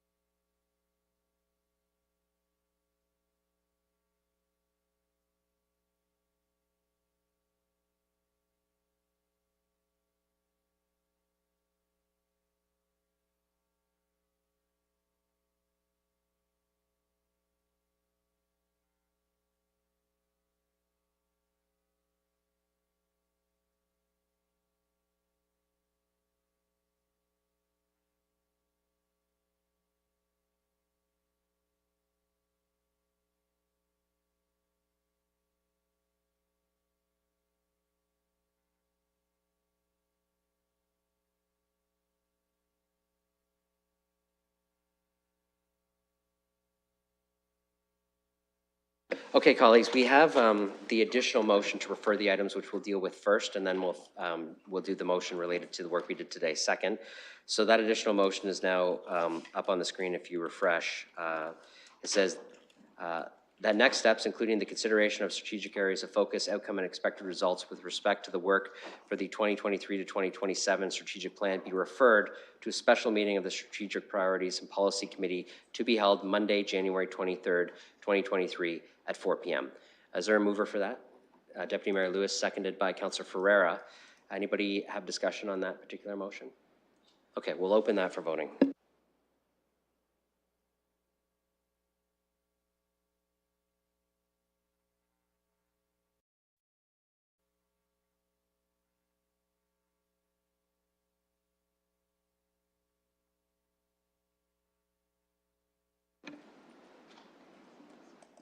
Closing the vote, the motion's passed 14-0.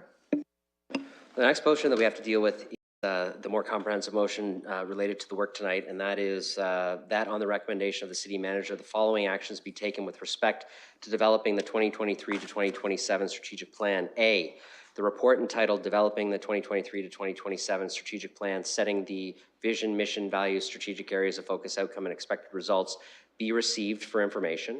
And B, the attached draft version attached draft vision, mission, and value statements for Council's Strategic Plan 2023 to 2027 be considered and be shared with the community to seek feedback. It being noted that the SPPC received a presentation from the Director, Strategy and Innovation and Communications dated January 6, 2023 from C. Butler and J. Madden respectively.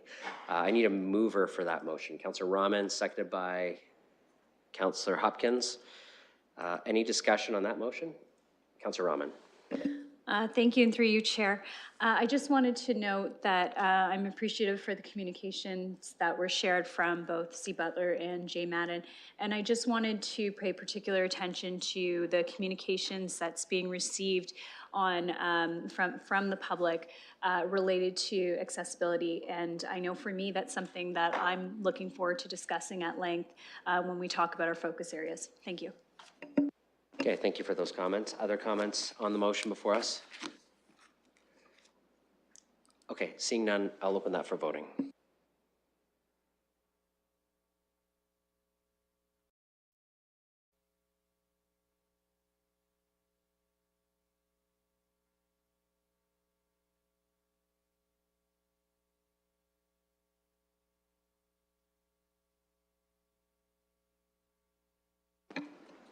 Closing the vote, the motion's passed 14-0. Okay, before I move on, I want to just say a couple of notes of thanks. First, I want to thank our staff and the strategic plan team who's been doing the work behind the scenes to assist council in the development of our strategic plan, and of course, all the staff areas that help support that process.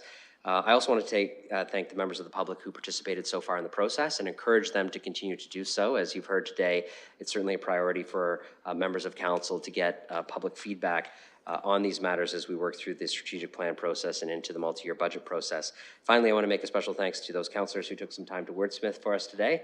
I think that really helped speed things along and got us to a couple of vision statements that we can put out to the public that will allow us to expedite the process rather than having a group of 15 try to wordsmith them ourselves. I think each of you did a very good job of trying to capture the spirit of the different groups. So thank you for that work.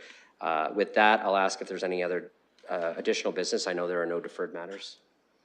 Okay, seeing no additional business, we have adjournment. I'll look for a motion to adjourn.